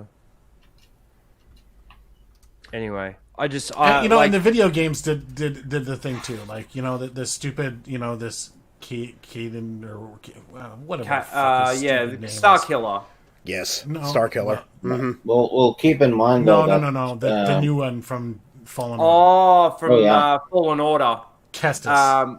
Cal Kestis. That's it. Oh yeah. Okay. Yet another one, and his friend is yet another one. But she's not practicing, but she is. Like, how many more are there going to be? Yeah. Well, see, this is the thing. This is why you do need to separate it, because as soon as you start to ask questions like that, it's like, well, what about this? In this book here, like the Expanded Universe book, it doesn't, like, that's not how it works. It's like what we were saying with Secura, whatever her name is, saying that she was, Depa Billaba, sorry, that she was in a coma and all this kind of stuff. In the EU, she was. Clearly, in Disney's canon, she's not. But then in Disney's canon, still involves Revenge of the Sith and still involves the Attack of the Clones, and she's not in those because in the Expanded Universe that told her story, she is in a coma. She's turned to the dark side. All of that stuff has happened. There is explanation for it. Now that they've okay, so you see her on the council, right? In episode 1, Phantom Menace, is that right? She's actually on the council, and at the all of a celebration, sudden and all of a sudden, at the end, at the end, all of a sudden she's not on the council, right? Yeah, and Obi-Wan has. And then all of a sudden, during Order 66, she's back. She's back. So how do you explain that? I went to the Wikipedia entry for the Disney I need to order continuity, and it says she was in a coma and she came out of it. So in the Kanan comic series, I looked it up. They actually reference Harun Kal, which is Mace Windu's homeworld, where the Shatterpoint novel takes place. So it seems like they referenced that, and she just came out of the coma. But it doesn't explain. Did she lose her spot on the council? I mean, why use her? Use someone else. Why did they have to use her? Yeah, and if she lost her spot on the council, like, why? Other than the fact she was in a coma, yeah. It's like, hey, what's up with my spot? Hold my spot, my spot. It's because, You know? Like suddenly I'm not valuable enough to be my on the council? My spot. it's because you've got all the fans out there that are like, oh, I know who that is. She was on the council. It's like everything. It's like absolutely everything right now. The little. But it's a bad reference. It'd be like in the next season of The Mandalorian, they go visit Alderaan. Yeah. They probably will with cartoon. Yeah, I know. Like they found all the Added pieces tattoo and put for it back every piece together. of It'll be in a comic book. Yeah. Don't worry about it. Sentinel. They use planet glue. Sentinel in the chat is saying, "Remember that Obi-Wan is on the council because Depa was in the coma." That's correct. That's what I was saying earlier at the beginning of the stream. That's her spot that he took. Yeah, and he's using her chair. Yeah. Well, welcome back, Chris. Get out of my chair.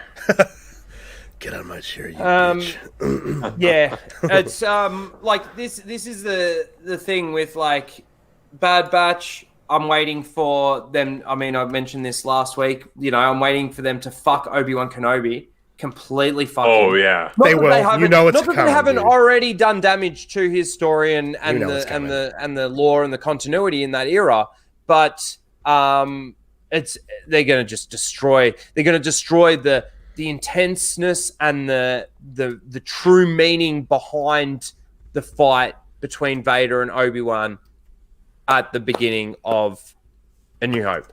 Mm-hmm. They're going to destroy that bit now. That's the next mission for them. It's so bad. Can I ask a practical question about the show? What was the intro and the music like? Was it like Clone Wars or?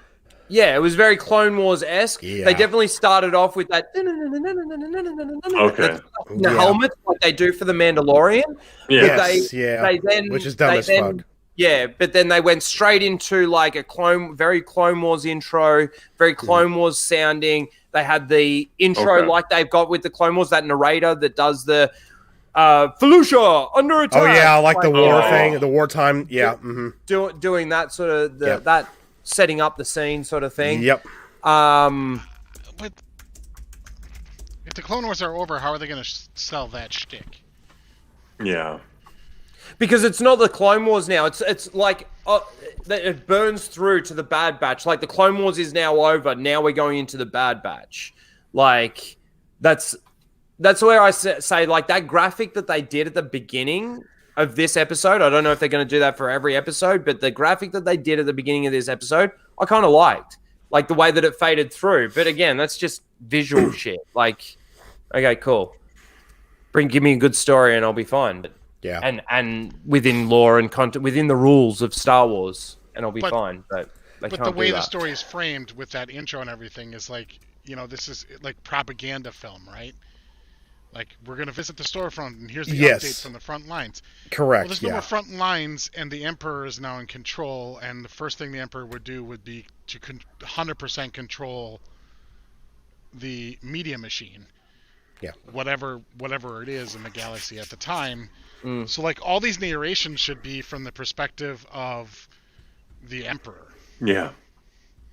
If you're going to if you're going to continue that. It just doesn't work. Yep. Yeah, it should be Holonet, the Holonet news that's run by the Emperor, the state-run media, like NPR. Right, which is going to cast all the Bad Batch in like a horrible negative light. Yes. Because it's the state media. Yeah. They could have done the, those two-headed guys from episode 1 that's at the pod. Oh, yeah. Code Indeed, right? Yes. They just had them have gotten a news gig. But I will say one thing. There's supposed to be a mystery box in this episode. What is in that jewel on her headband? Did they refer to that at all? What?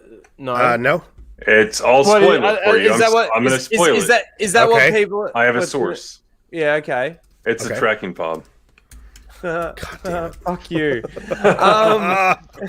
the nerdy bad guy is going to be the one that invents tracking fobs in the course of this episode or in this the first season. Can you tell us about the greatness of the tracking fobs right now? They're amazing. No, Stig. They're fucked up. The narrative's fucked. No, Stig. Fuck. Oh, could you imagine if they actually do that? They make tech find a way that you can actually program a tracking fob to find a genetic code. They'll use it to track and save cross-dresser, whatever that.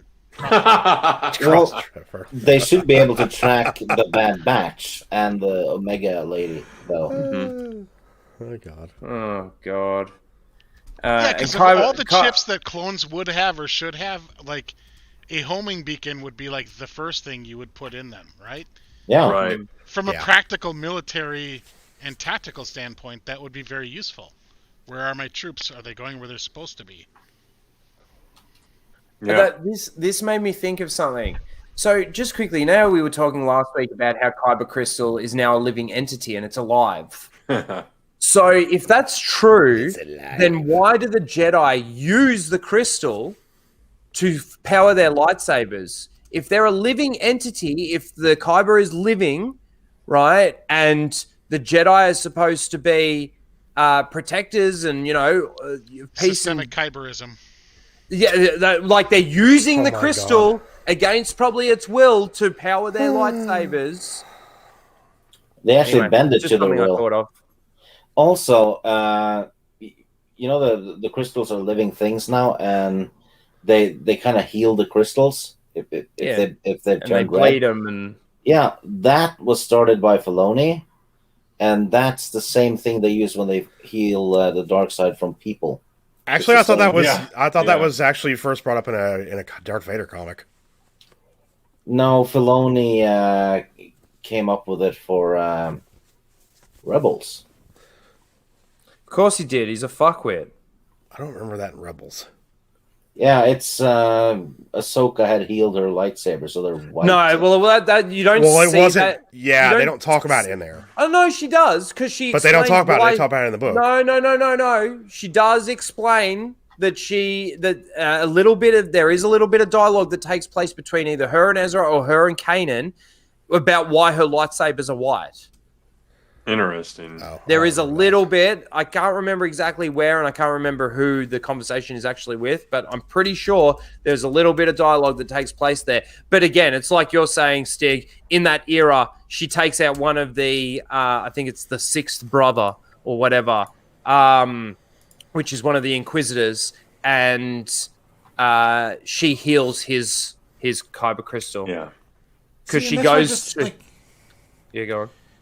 We can't pay attention to like grand things like would the Caminos keep around defective clones, but we can go into the semantics about like why lightsaber colors are the way they are. Like we'll bother to go down like why even explain that at all? It's just they pick a crystal and it and Sith like red ones. You don't need to even explain it. Yeah. And why is Anakin's lightsaber still blue after he turned Sith? Because it's just a fucking rock. He doesn't use his old lightsaber though in the new canon. He uses a new one that he takes from a Jedi. Yeah, but it's just a stupid special 3. Rock. It's dilithium crystals. It doesn't have to all have some grand mystical thing. Yeah, I know. Yeah, you're right, Greg. Yeah, you're right. But again, this is where they just change. They keep changing the law, and yes, exactly. Disney law is trash. Yeah, that's perfectly do we go said. into like the lore as far as like why blaster bullets are the color they are? I mean, is it some other living like we just don't? It's the type of blaster gas that they use. Is it really? Yeah. Jock Nerdy, I've got a few people out there that really don't like me at the moment, so I don't like him. He doesn't like Disney Star Wars. There's probably a good trademark. That was me. I'm surprised there are only one. Yeah, there's like a wave of them. Fuck you. I'm surprised. You wait till everyone... Soul Assassin. You have to wait till the time of the month before the crystal bleeds. So you're good. That's how you. Yeah. Oh, God. They're obsessed with bleeding. God. I know, right? It's just a fucking rock. Yep.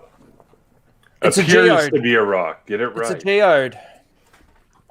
It's just a geode. It's just a Charlie Brown. We're gonna Halloween find tree. out. We're gonna find out. We're gonna find out the. Oh my God! The Can I have your autograph, Geode? We're gonna find out. How much We're is gonna find out the conventions for autographs? We're gonna find out that Geode the Rock is like people. The Jedi go up to Geode the Rock and they chip off a bit of the rock, and that becomes their kyber crystal, and that's how they power their. And that's why Geode isn't around by the time the original trilogy happens. That's right. Because they just, during the Clone Wars, a lot of people lost their lightsabers, and they just had to keep chipping the shit out of them. Chipping the shit out of him, man. Just this little bit. And by the time like the Phantom Menace rolls around, he's just like this little pebble. Who cares about? They'll CGI him into a special edition version. Like when Yoda's floating down the hallway talking to Kenobi, they'll be like a little. You'll see him like no. That's what Luke. Geode. That's what Luke is lifting when he's doing the handstand. It's him and it's Geode and his family. the rock. Yeah, and he accidentally kills him by dropping him on his head. Mm-hmm. It's the Pebble Alliance. Oh my God! Boo. Also, I would say boo on that one too. Yeah. Nina Infinity had a great point though, because that rock is male, which means it's sexist. So it shouldn't be Geode. It should be Sheode. Oh, did you just assume it's gender? Heode. Yeah. What are its pronouns? Heode. Yeah. Oh, it's so funny. It goes by rock / boulder. By the end of the Clone Wars, by the end of the Clone Wars, for Geode, it's pretty easy. You just gotta put a crack in him. By the end of the Clone Wars, there's no Geode left. Fuck fucking having fuel problems. You got rock fucking problems. God. Yeah. Oh wow. Anyway. So do you want to talk about the other universe? Yeah. I think we've talked enough Star Wars. We've been going for an hour and a half, a little bit over. Yes, let's actually. I'm going to bring that up. So I have it up on my side too. So there's not just this story, but there's the story of the Falcon, the actor who portrays him, saying, "Get ready because it's going to get even more woke." So I called this, and I didn't know you guys then, but I called this like around January of last year. I said, when Endgame is over, I'm done because I know what they're going to do. Because Captain Marvel had trailers and all that shit. The backstage stories were coming out. And I still haven't seen that movie and don't plan on it. I knew that's where they were heading, and here we are. I hate to say I told you so, but I told you so. I'm going to stop sharing. You're going to read this for us. Yes. You could share, and I'll just read on my side. Whatever you want to do.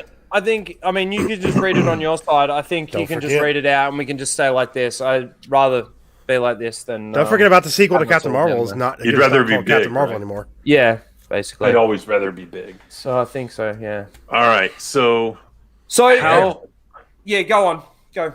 So the setup here, this is a Rolling Stone article by Brian Hyatt about Benedict Cumberbatch, why Doctor Strange wasn't in WandaVision. And I think we've all kind of seen it, but we're going to go into the deets here and talk about why. So how Benedict Cumberbatch's Doctor Strange almost appeared in WandaVision. Almost. And if you guys, and a lot of people in the chat will remember this, when we were talking about WandaVision before it had finished, who were the people that a lot of people were saying we need to see, we want to see? It's like Doctor Strange, Magneto. Yeah. These were the names that were being thrown out there because the story is the story. If you're going to tell the fucking story, adapt it and tell the story fucking well. Continue, Tim. Yeah, and by the way, Soul Assassin, there's no room to spin here at all, so I would if I could. So I got to say this name really carefully here, so the algorithm doesn't catch me. But Marvel Studios president Kevin Feige explains why a planned Doctor Strange appearance would have taken away from Wanda. The story of WandaVision's main character Wanda Maximoff, aka the Scarlet Witch, played by Elizabeth Olsen, ooh la la, is set to continue in 2022's Doctor Strange in the Multiverse of Madness. But the two projects were almost linked much more directly, as Marvel Studios president Kevin Feige reveals in Rolling Stone's upcoming extensive oral history. That's an interesting way of putting it. Of WandaVision, Marvel struck a deal with Benedict Cumberbatch to appear in the final episode of the show as Doctor Strange. But late in the process, they wrote him out. Some people might say, oh, it would have been so cool to see Doctor Strange, says Feige, but it would have taken away from Wanda, which is what we didn't want to do. We didn't want the end of the show to be commoditized, whatever he means by that, to go to the next movie. Here's the white guy. Let me show you how power works. That almost sounds like a villain line, you know? Let me show you how power works. That meant the Doctor Strange movie, 2, had to be rewritten. In the end, Feige says, Marvel's process is a wonderful combination of very dedicated coordination and chaos. Chaos magic. He actually said that. Chaos magic. At one point, back when Doctor Strange was supposed to be part of the story, the in-universe commercials were going to be messages from Strange to Wanda. And there was also talk of having Cumberbatch appear in one of the ads. Head writer Jack Schaefer says. I assume that's how you pronounce that, Jacques or Jack. It's J-A-C. Do you want to make any comments on what I've read so far? I mean, it's pretty fucking ridiculous, and it's pretty obvious now what they are actually being told to do and what needs to happen. You can't have this white, straight, strong character, and him being male, coming in and mansplaining to Wanda. Like, okay, I think it was Ryan's video where he mentions that who taught Doctor Strange how to use his power? It was a white woman. It's pretending to be an Asian. Yeah, correct. It's okay to go that way, but it's not okay to go the other way. Like, okay, you fight for equality and this kind of like what? So just because he is more powerful and can control his magic over Scarlet Witch not being able to control her chaos magic, that means that you can't have him come in and actually explain to her or help her in some way, shape, or form. When you read the comics or when you read the story on how it's supposed to happen, and Magneto comes and ends up saving her, it's Doctor Strange who actually puts her in a coma, and then it's Magneto that her dad actually saves her, right? And it's that story that they've tried to pick from, but then they've gone, oh, hang on, we can't have him because he's more popular. Like, it's not because, like, yes, of course, it's kind of like the whole Luke Skywalker thing. Very much we didn't want to have Luke Skywalker. Yeah, thing. We can't give the fans. We can't give the fans what they want because they like him. Then they'll get what they want. They like him, because and he's going to overshadow every other character. When he's in the scene, he overshadows every other character. Yeah, okay, because we like the character. It's built really well. The structure of the character, all like. What? So what? You really just don't want to give the fans what they want? Yeah. Well, no, I really want to focus on this whole like commoditization bit that he said. Yep. Like, since when every single fucking MCU property has been a commoditization of the next thing coming out since the whole thing started. Like, since the first Thanos season, like that's what the whole end credits was all about. Was teasing the next big thing, the next thing. You know, do you think that maybe like they commoditized the end of Infinity War to I don't know, sell fucking Captain Marvel? There was the whole scene with the fucking pager, like, like that's what they do. That's what they've always done, and it's been successful. And now they're literally saying like we don't want to do that because we're tossing it back to a white guy. Yep. It's such bad. Like, it's not even storytelling anymore. No, I was about to say it's such bad storytelling, but it's not even storytelling because he's actually come out and said from the horse's mouth that we didn't want to do it because this white male character was going to overshadow our strong female character. Replace white with black and see how bad it is. I know. And there's that too. Well, I mean, yeah, it never passes that damn test. But, Correct. They'll say that test is invalid because white people have the power. So, correct. It defies logic and reason. It's really fucking stupid. Is what it is. So it's really no point arguing with people over it because. Plus, MCU they're arguing emotion instead of anything. Imagine being Benedict Cumberbatch. You've already made a deal to be on the fucking show. Mm-hmm. And then your agent calls you and says you can't be on the show because you're white. Well, if I'm Benedict Cumberbatch, I'm like, thank God. I'm a movie star now. I don't want to be on a fucking stupid ass, lame streaming TV show. Let me tell you something. Let me actually tell you something. They're stupid because think about this. If they had done WandaVision better and told the story well and actually done it with Doctor Strange in it, how many more people would go and see Doctor Strange if they set it up properly and they actually did the story justice? Yeah. I don't think they care if people see Doctor Strange. I mean, it's this weird, bizarre world we live in where they literally don't care. Like, they don't put things in their properties because people will buy it and like it. And that's weird. The justification for it. It's just, again, it's the same shit with the Luke overshadowing the new people in the sequel movies. It's the same stupid mindset, and it clearly does. It's divorced from profit motives because, of course you would put your popular characters in there. You would want there. I mean, fundamentally, it wouldn't matter. The reason why Doctor Strange would overshadow in that is because, quite frankly, other than her looks, her character is almost completely unlikable. Yeah. She is boring. Her powers, when she uses them, she looks like a fucking idiot. Waving the hands around. Her character's dumb and uninteresting.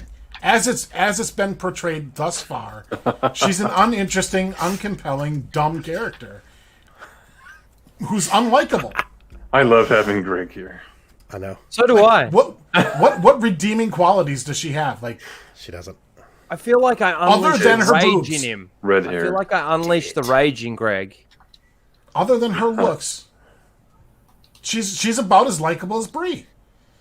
She's got zero personality on screen. Mm-hmm. Sorry, it's just a truth. Does she smile? Her scenes in Infinity War, was it Infinity War? Yeah, Infinity War. Fucking boring. Dumb and boring. It was Infinity War is a good movie, and I'm not an MCU fan, but Infinity War was a good movie. I liked it.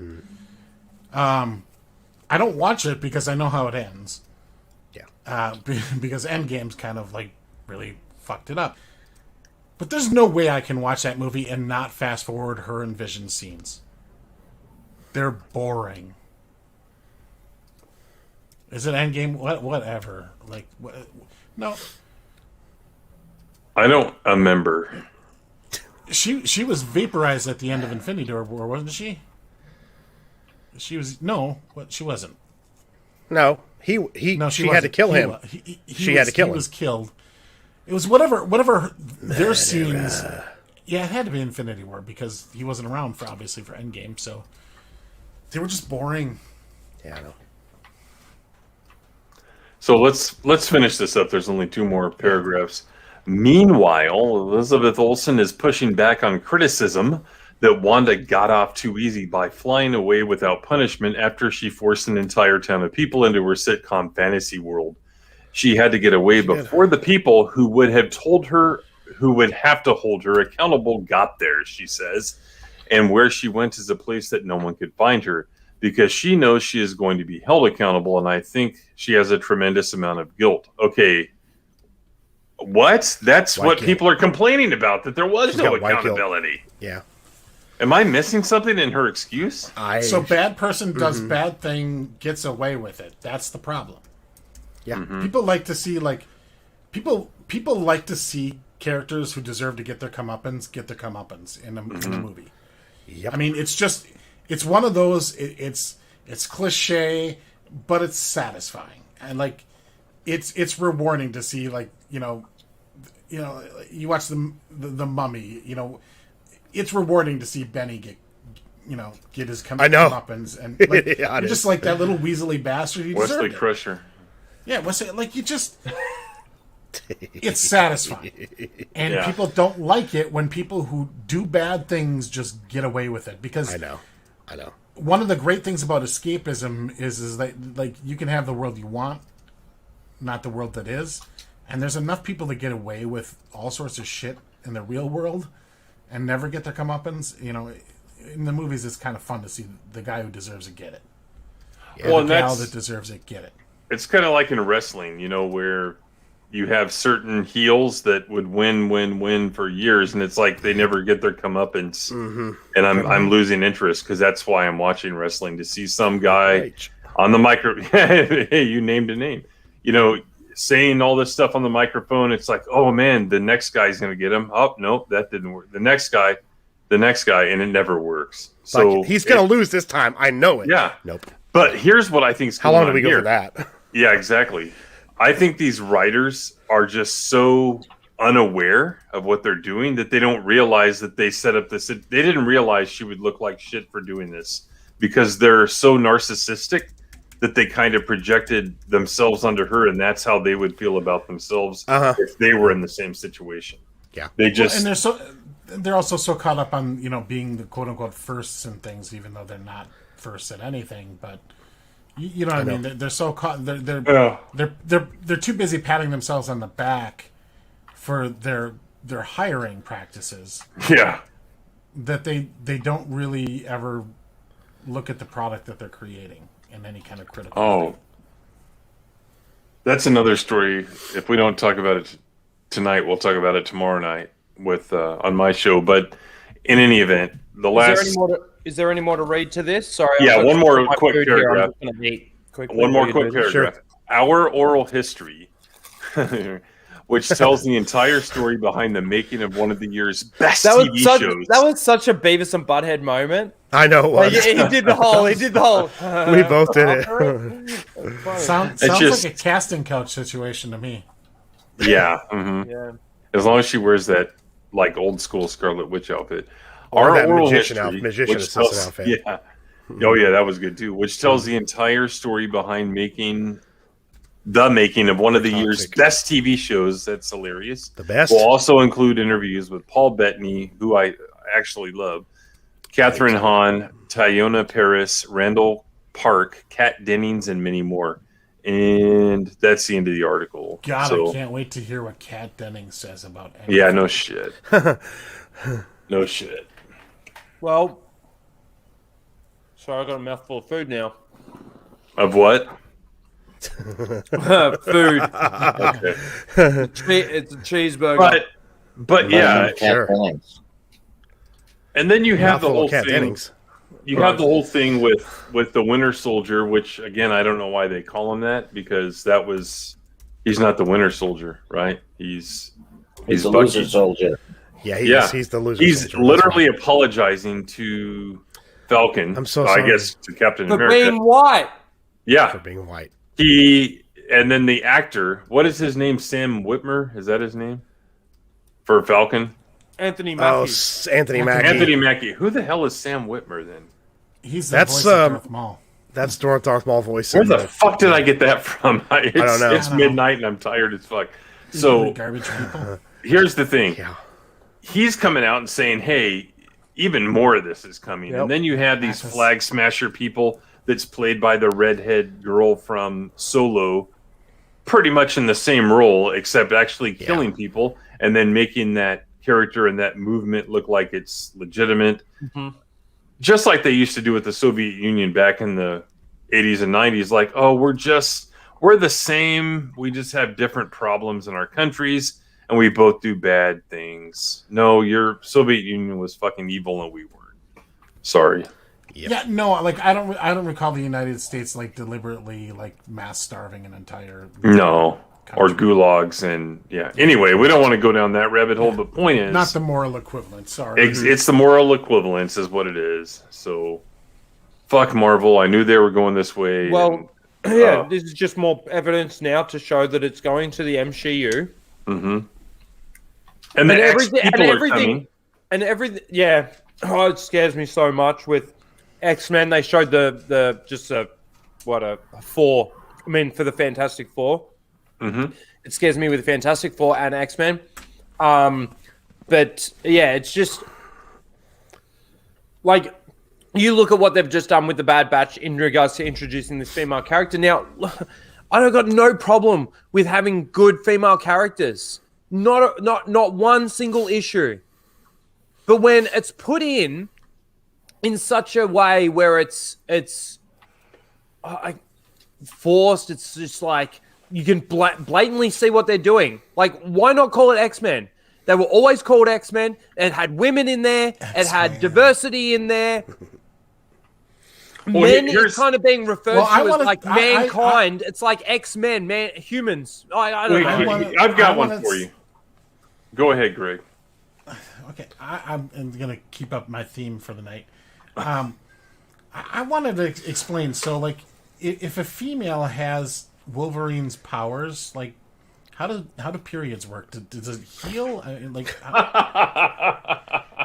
Excellent question. Excellent question. It has adamantium all over it. It never stops because it keeps healing, and then like how does that work? But the more you know. Here's where I was going with this, with the X-Men. I feel like I'm Banky. So, all rats. certain languages, right? Like Rhino, does anyone in your family speak Maltese? Yeah, which I assume is like Italian, right? It's very It's probably mutually intelligible. It's mixed Italian. Between Turkish and Maltese, the language. Well, I mean, and Italian. Not right. Maltese. That's a romantic language, which went into Spain and all that. So in Spanish, when you have is it like a plural group of people, right? You use the masculine form, okay? Mm-hmm. Now, Stieg, you speak a different language than we do, That's maybe more than one. Patriarchy. Yeah, I absolutely speak a masculine language. So the question is, when you're talking about a group, does it default to like a masculine form of a word? I don't know how your language works. I have never studied Scandinavian languages. Is there something like that where if it's a group of people, is there a they, or is it you have to just, like in Spanish, you have to use one or the other, and they use the masculine form? That's what they do. Yeah, Norwegian is similar to German grammatically. Yeah, I figured, yeah. So point is, like X-Men, it's a group of people, right? It's women and men. This is the original X-Men here. It's newer art, but it's the original 6 or 7 that were in it. So there's chicks in it, or at least one chick. There's Jean Grey. So it's a group of people. What are you going to do? It's not the X people. It's the X-Men, because it's just the team, you know. But they're just going to call them the mutants or something. Yeah, right? It's going to be something dumb, but it's going to be something stupid like that. Yeah, that's a brand identity. That's a brand identity. That's a brand and a big one, and a big one. This is not like some. The Mutants sounds like something on Sci-Fi in 1999 that was a ripoff of X-Men. That's what the Mutants it sounds like an X-Men ripoff. Mm-hmm. When you say Jock Nerdy for 5, Greg, this one's for you. Dude, Jock Nerdy's awesome. Thanks, Jock Nerdy. He is. He's playing my stuff on loop and helping me out. Thanks, brother. He is awesome, and we'll give him a. All I can think about is Ryan Johnson sucking my nuts. What the hell? Yep. Thank you, Jock Nerdy. That's a deep problem. That moment you clip yourself, you know. Yes, correct. No, that was somebody else clipping it and sending it to me. I'm like, all right, I'll chuck it in there. Who was that, Daniel? Just like he did. I can't remember. There's so many people that clip out stupid shit that I say. Things that could get me cancelled in an instant. You don't say Trey, I'm not going to disagree with you. I think you're spot on there. It was always Who? going to suck. Trey. Oh. I was covering X-Men was always going to suck even if it wasn't woke, because it's all going to be quippy assholes. Because that's every character in the MCU now. Yeah, it is. It's all wannabe Tony Starks. Mutant X is Wolverine. Yeah, he is. Uh-huh. Yep. Weapon X, right? Yes. Yeah. Mm-hmm. Yeah, look, the MCU, it's kind of like no one can have anything nice anymore. We can't have the stuff that we enjoyed. They've got to change it. They've got to do something to it. It's all garbage. It's just... That's why I'm worried about Cobra Kai Season 3. Oh, there's Cobra Kai Season 3. There's... It's actually, you're not wrong. I didn't even think of that. I know. I'm really I am worried too. about it. I am too, man. I'm really worried. It's all our entertainment, though, at the moment. There's nothing that they can't, like... Nothing that they're doing. Go on. Season 3 is all going to be about Asian hate crimes. Just so you know. Probably. Yeah. Mm-hmm. And they're going to make sure that they bring back Chosen and stuff like that.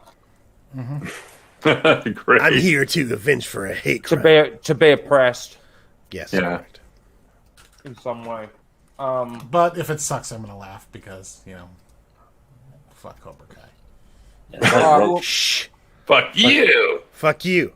It's like Broken China. Yeah. So we'll probably start wrapping up soon, but there was sort of one more thing that I did want to talk about. And I didn't really find anything to specifically show or bring up in regards to it. I know there's some stuff out there. But the Superman being announced, Black Superman being announced on Henry Cavill's birthday. Yeah. I thought, That being was there's a few deliberate. DC people here, Yes. I know that there's a fair few people here that like the Snyderverse and like Zack Snyder's DCEU that, he's sort of formed. What are your thoughts, guys? Well, They don't even use the black Superman that are in the multiverse. They fucking just gonna blackwash Clark Kent. That's it. yep. Fucking pieces of shit. And they're just virtue signaling. And this is all JJ's bad reboot bullshit, guaranteed. Mm-hmm. Yeah. And it's just going to be fucking And, garbage. It's going to be Ta-Nehisi about Coates- him being black in Kansas, growing up. It's going to be all kinds of bullshit. And Ta-Nehisi Coates is writing it. He's a It's gonna piece be of really, garbage. really fucking racist. We talked about him the night that I had Drew T, the fandom journalist, on. And yeah, that guy's a piece of shit. He's the one that made Jordan B. Peterson a Red Skull Yahtzee and the Captain America comics. Yeah, piece of shit. He's a black Remember when really shitty World comic somebody bought. Jock Nerdy for Remember that- $5 says, "Stop talking with your mouth open. With your mouth full, Mum. Stop talking with your mouth open. Stop talking with your mouth full. Stop talking with Mum." your mouth full, Rhino. Sorry, continue. Sorry, Stig. Go on. Remember when all those YouTubers were saying JJ was going to save Star Wars Yeah. because he hates Ryan Johnson, and then quietness. He did spit in Ryan's face in a couple scenes in the movie, though, which was funny. But yeah. Yeah, but we've discussed that, and in those moments, he does more damage than he fixes. Oh, I know. I did see something. It wasn't hilarious. about fixing Star Wars. It was about taking shots at another director that he doesn't like. That's all it was. Yeah, it was just taking shots. I did see something hilarious on Superman. So you've got Ta-Nehisi Coates writing, right? You've got whoever the hell's going to play Kal-El, Clark Kent, Superman. We that's know black. who it's probably going to be. They're looking for a black director, and it said that they were running into each other with Marvel because Marvel's tripping over themselves to do the same thing with Blade. Like, we got to find a black director. We got to find a black director. And Black And then Panther they- 2 will They come wound forever up or like, whatever, yeah. I got to find this article, but it suggested that they were almost like doing joint interviews or something, to try and Probably. get everyone in the same room at the same time. It's so comical. It's so comical. Oh yeah, it's true. The Sentinel's fucking. What do you spot call on. that? Do you call that directorial blackface when you're directing someone that's not the same race as Well, you? they're segregating people. That's what they're doing. Yeah, like By I color. don't. It's segregation.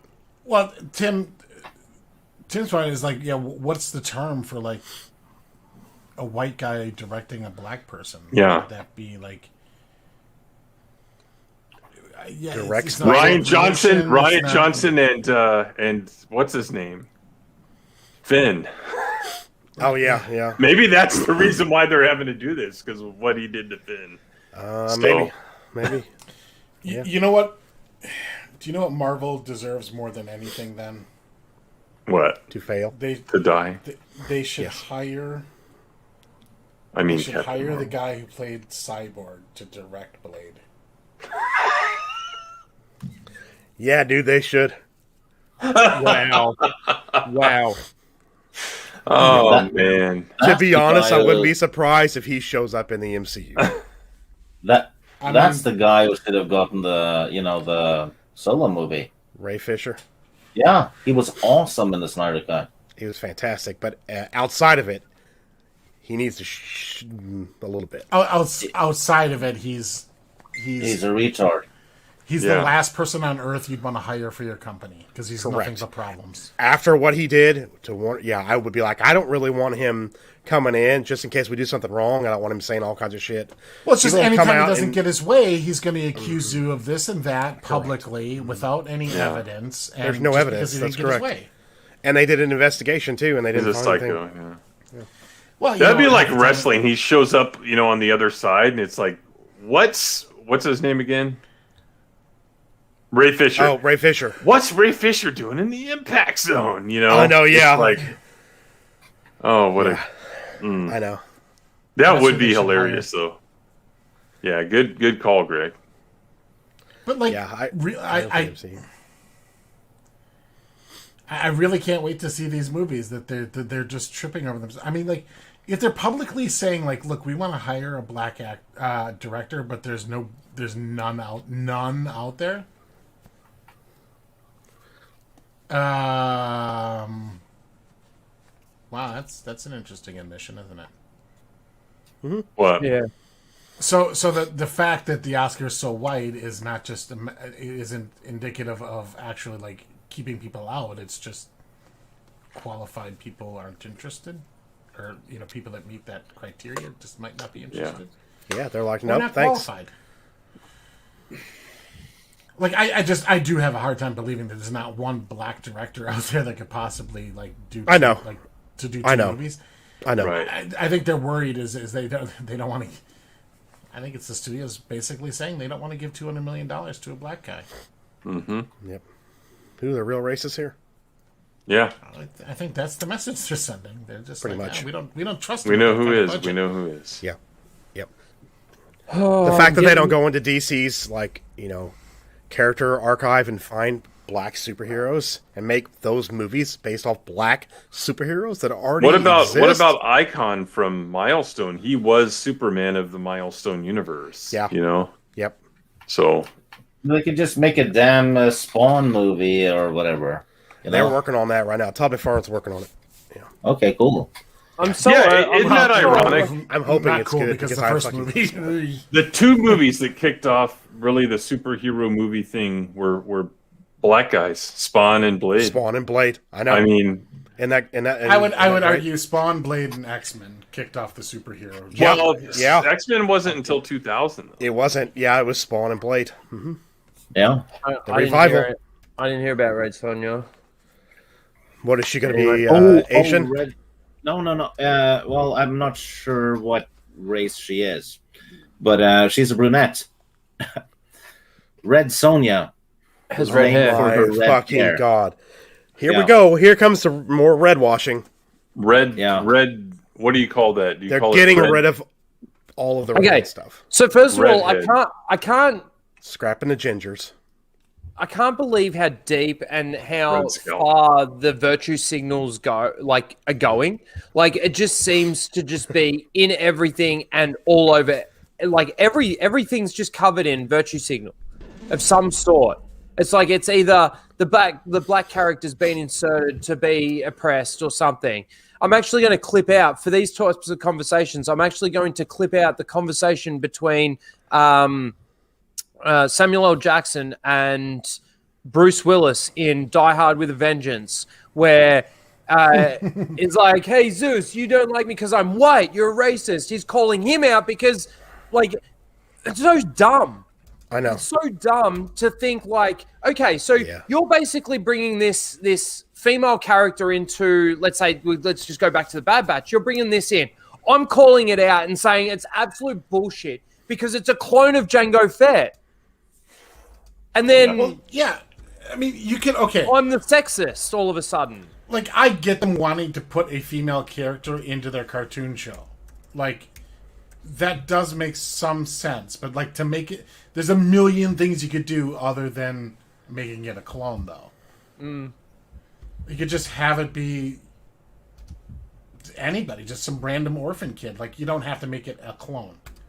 But they're trying to do that to make her special, you know? Well, yeah, I mean, you want to cast a character because in kids' cartoons, you have to have all these archetypes, and so you need the bossy little girl. Now, I like Gina Carano, but I hate the character of Cara Dune. There's continuity issues with her character. Yep. She's overpowered. And don't tell me that just because she fight in the UFC means it justifies that. That can happen because she's a good fighter. Yeah, she's built to fight. Okay, cool. Yeah, well, Gina Carano can fight. That doesn't mean Cara Dune should have the same skills as Gina Carano. Can I make an announcement? No. Yes. I would like to announce here and now that I officially do not like Gina Carano, nor do I like Cara Dune. And the reason I don't like Gina Carano is because of all you fucktard fans who love her because of her politics. When she's a background character, like seriously, you guys have more loyalty to her dumbass character than fucking Luke Skywalker. Go fuck yourself. Subscribe to my channel. I think people. Put a link in the chat. Yeah. Oh my God. Right. Fair enough. Nobody liked her in season 1, but then as soon as she gave a like to a couple of people, then it was the best ever. Yeah, and when she beats up that 300-pound Zabrak, no way. There's no way anyone would have beaten that guy. He was huge. Anyway, that's a different conversation. Come on, her character's stupid. It's like Lobot's more compelling. Yeah. But it's just, so for somebody here who likes, what are you laughing at? Nothing.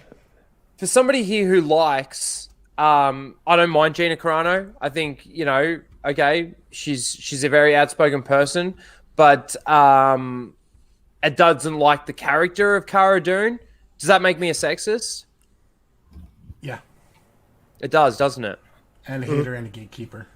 Yeah. Yeah, and an EU elitist. Yeah. That too. Yeah. And you're just hating Disney Star Wars. Well, yeah, that's fucking true. I'll give him that one. You're just hating to hate. But I don't hate to hate. I hate because it's trash. Anyway. Yeah, go on. Like, I get it that she had the Gina has a spine and people like that and everything, but, like, come on. Her character and, like, that's... Of all the reasons to quit Disney, like, that should be, like, honestly, like, if you're a fan of Star Wars, that should be, like, 50th. Mm-hmm. That should not have been the straw that broke the camel's back. Yeah. Like, all the other things, like, if you really love Star Wars for what Star Wars is, like, I don't know how that could be the last straw. Yeah. Yeah, and you can compare it to, the old Batman movies when they got rid of Billy D. Williams as Two-Face. Nobody quit DC because of that. Mm-hmm. Well, right. I mean, Kennedy fires as many people as she hires. Mm-hmm. Yeah. She fires. Which is, well, they fired Lord and Miller. That's the last straw for me. You know what though? That's the main argument against why I think the Civil War at Lucasfilm is bullshit. Because Kathleen Kennedy fires people left and right for disagreeing. It's been her thing since the get-go. Yet she doesn't fire Filoni. Filoni, when he's finished the upcoming projects, he will have produced more Star Wars than George Lucas. Yeah. Well, let me just say, if if Gina, if that rumor about Gina coming back to Star Wars, I kind of hope. Honestly, I hope it's true. I hope it's true. The fans backflip. I can't wait for it. Me too. I can't wait for it. If that is true, like, please be true. I will be pointing out hypocrisy all over the place. All over the place. I already got the opportunity to point it out when Gina got cancelled. Because apparently that changed The Mandalorian. People didn't really like it anymore. No one was talking about it. No one was defending it. Everyone just fell off the bandwagon because Gina got fired. Why? Because she said that there's some people over in America politically that are acting like the Germans over in the night. Like, it's just, okay. All right. It's good. It's bad. Wait till she comes back. It'll be good again. Yeah! Star Wars is back. Star Wars is saved. It won't be Luke Skywalker saves Star Wars. It'll be Gina Carano saves Star Wars. Fucking what? And I can't wait till the bubble bursts on those action figures of Cara Dune too. You know, I'm not for cancel culture, but like the reaction and the what's happened with it going back, like, you know, Mando's fucking garbage. It's what happened to her was not fair. It's just the obsession with our little circle of the internet's obsession with her now is just like it's bordering mental disease at this point. It's a case of a mass notice me senpai. Yeah, it's a bit of that, and yeah. I don't know. Like I don't know if you could see what they did to Luke, Han, and Leia, still be into Star Wars, but then firing Gina, Cara Dune, that was like the last straw. Or saying that, I really question your loyalty or your genuine interest in Star Wars. Or saying that 170 books no longer count because we're too lazy and they're not woke enough. You know, so yeah, those don't count anymore. But we're still going to sell them. And we're going to put this label on them that's basically a scarlet letter. So fuck you. We're going to make a new movie called The Force Awakens. You know, that was disrespectful enough for me. So yeah, like there's so many better reasons to not like Disney and Lucasfilm both. You know, Disney's not a good company. They're not a force for good. Like the shit that they do with their own employees, with the shit to China, like the taking the fin off the poster, all these other things, so much worse than like losing the character of Cara Dune. Like, yeah, man. Yeah, a lot of people were Melissa, and like, you know, God bless you for that. Like, I think it's much better to have people like, if you were out before then, like, I got respect for you. But if you left only because of Gina, like, what the fuck? Why were you even here in the first place? You weren't a fan in the first Did you place. like Star Wars before her character existed? Yeah. well, here's But hang on, before Gina got fired as well, you got to remember we got the best Luke Skywalker moment I think we've ever seen of Luke, and he's the one that sort of saved Star Wars, and it was all, you know, this civil war going on and all this kind of stuff, and, you know, Kathleen Kennedy had no control over The Mandalorian or what Jon Favreau was doing with The Mandalorian. You know, he had free reign, but like, Well, okay. If All right, Kathleen Kennedy believe what had you wanna no believe. say in The Mandalorian, then she couldn't have fired Gina. Right. Yeah. So here's what I said about Luke. So number one, we've covered again and again how stupid he was. Like, he just takes the kid and leaves. Doesn't ask, like, who is this fucker with the Darth Vader armor on? You know, anything like that.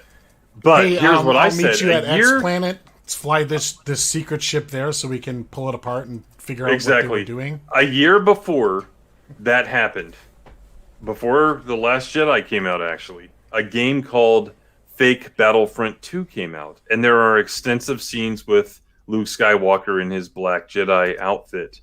So did that not build up enough credit to where The Last Jedi, what they did in that movie wasn't offset by all the Luke Skywalker scenes in Battlefront 2.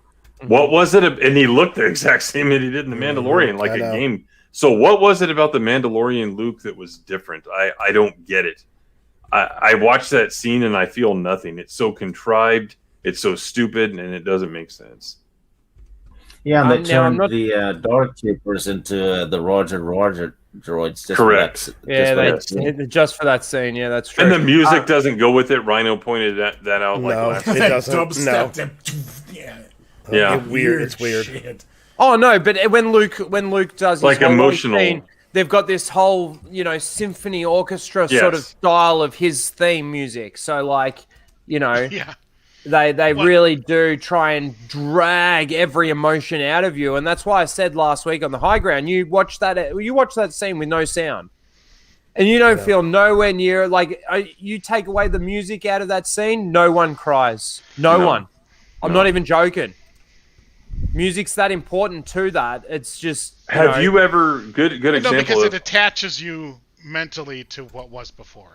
Correct. Yeah. Have you ever seen the throne room scene from A New Hope without the music?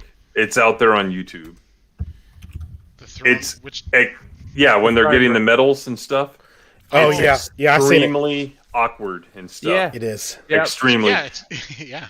So in my mind, I always thought that there's like a rebel orchestra behind like a curtain somewhere, and the music is it's there in the setting because it's so weird. It's just so silent. Like you can hear the metals clicking and yeah, exactly. So anyway, music is very important. Rhino is correct. Yes. Yep. And again, like I said, you if you just sit there and put on the scene, have the sound on, and just sit there with your eyes closed, don't actually watch it, what do you actually think about? You do think about Luke Skywalker. Yeah. But like in a very emotional maybe way or something. Like, trust me, just do it for that one scene. It won't take you long. But yeah, it's just anyway, we've talked about The Mandalorian, I think, enough. I don't really want to get too into it, and I do want to start wrapping up. So let's actually do that. We'll quickly go around the horn. Thank you, everyone, first of all, in the chat for being here. You've all been great. Thank you for your super chats. I really appreciate that. I am setting up a channel membership, which I applied for just before the stream started because I didn't realize that I was actually able to apply for it. So I've actually put in the application for channel memberships, and I'll go over a few more things after we go around the horn. So, Greg, thank you, as always, for coming on. Tell people where they can find you, even though they're not going to subscribe to you, you Gina-hating piece of shit. Well, if you hate Gina, subscribe to my channel. It's Lost Jedi 22 on YouTube. You can follow me at Lost Jedi 22 on Twitter. I'm not really putting out any content. Mandalorian was it for me. If you didn't like The Mandalorian, I do give a watch for the Tuscan Bob videos. They're kind of funny. So yeah, they're fun. Definitely. But yeah, Gina haters unite. Yes. Thank you, Greg. And if you want to see more, Greg, come watch him on my channel on Sunday nights talking about Star Trek. So. Yeah. Well, seeing as you're going through it, Jeff, thank you for coming on. What have you got coming up? I got some more videos coming out this week. Some more like collectible stuff, news I'll be talking about. I might do a review for the Bad Batch if I watch it. I don't know. But High Ground this weekend. Me and Tim, Saturday night. Come join us, 11 o'clock Central Standard Time, U.S. Star Trek on Sunday night, 9:15. Sorry. With me, Greg, and Tim from Open Air Like Policy. And of course, Monday night, me and Greg will host our trivia stream at 9 o'clock. Yeah, so 9 o'clock. Yeah. But I'll have more videos dropping in the next few days. So check it out. Come subscribe to me, please, if you haven't already. Thank you, and thank you for being here. Thank you for your input. Yeah. Stig Kenobi, thank you for coming by, sir.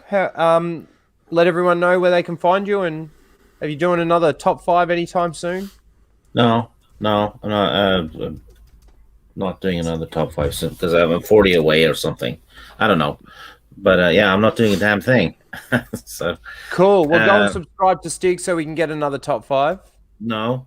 And then, I'm on OG Star Wars' channel now on Thursdays. So sub to her and Sport King on Mondays. That's pretty much. Well, sometimes I'm on Jeff's channel, losing at trivia.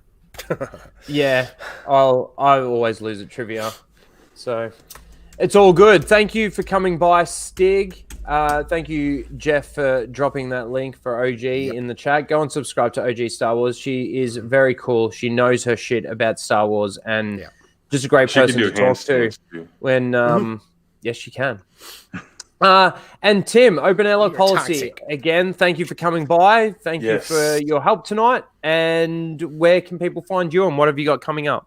All right, so tomorrow night I've got Lyndon Hall and I don't know, maybe a couple other people on the spacing. Yeah, we've got a good lineup. We're going to talk about Superman. We're going to talk about Marvel. He is a Marvel guy. He's done some videos on WB, so we're going to talk about that stuff.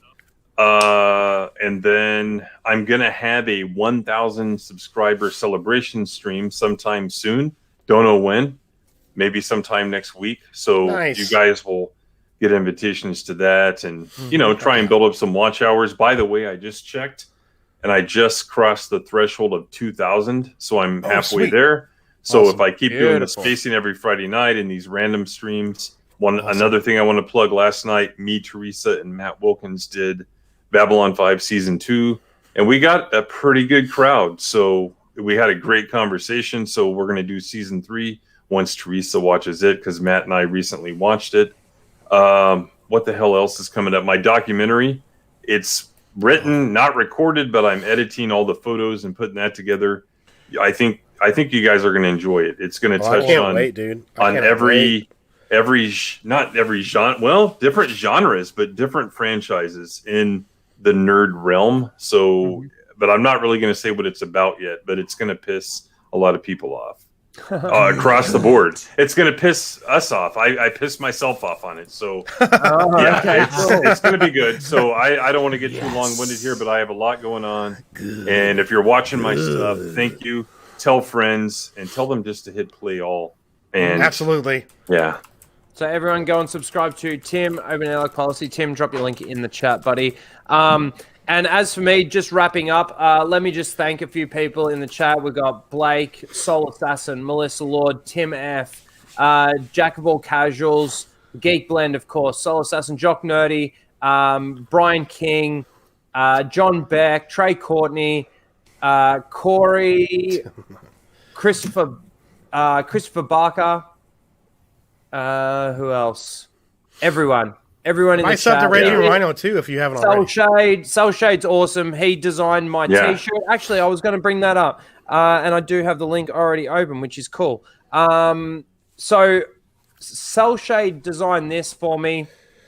It's really awesome. I've sold a couple of them, which is really cool. It's The Narrative is Fucked merchandise. So you can get T-shirts, you can get mugs, you can get phone covers, you can get pillows, you can get posters, stickers. The narrative is fucked, ladies and gentlemen, and it really, really is. So, Soul Shade, no. Soul Shade, thank you for designing that. You can go and find that. The link is in the description, so you can find that as well. What else have I got coming up? This week I will be doing a couple more of those character trailer reactions from the High Republic. I want to get back into a few of those. They get a few views. They actually do okay. I think it's because the High Republic's something that Disney's trying to push. So anything that you put High Republic on sort of hits a little bit of algorithm maybe.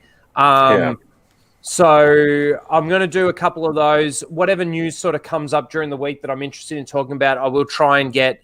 I want to try and at least do I want to try and move it up to 3 videos a week if I can. I put out 2 this week. So, again, we'll see what happens. Yes, Jock Nerdy. Us Ryans for $5. Us Ryans will stick together. Thanks for the entertainment. You're very, very welcome, Jock Nerdy. Appreciate everything. You've yes, definitely. You've been the main contributor. You've funded this stream tonight, so thank you. And I'm going to leave you all with a little bit of a conversation that we had on one of the High Ground streams. That was kind of a bit of fun. So good night, everyone. We'll be drunk. See you next week. Oh, sorry, one more thing, really quickly. Next week's Casual Rage stream is probably going to be either Tuesday night or Wednesday night for you guys. So I'm gonna have to work streaming around. Wednesday night. Oh, see, I'm gonna have to work around. I might be streaming Tuesday maybe. night. I might try and fit in before or maybe Blake's even streaming after. Tuesday too. Anyway, I'm going to try and work something out, and I'll speak to you guys. So I don't really like crossing over with, especially the people that I do work with a bit. So we'll see. I've just ended up having to change my day off, unfortunately, by the looks of things. So anyway, I'll let you all know. I'll keep you posted on Twitter. See you guys. Bye, everyone. Have a good night. I'll fix it. A little bit more. Turn a little bit more to the.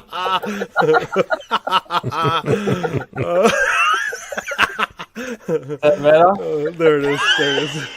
Let's see what I look like on the playback. You're fine. It's good.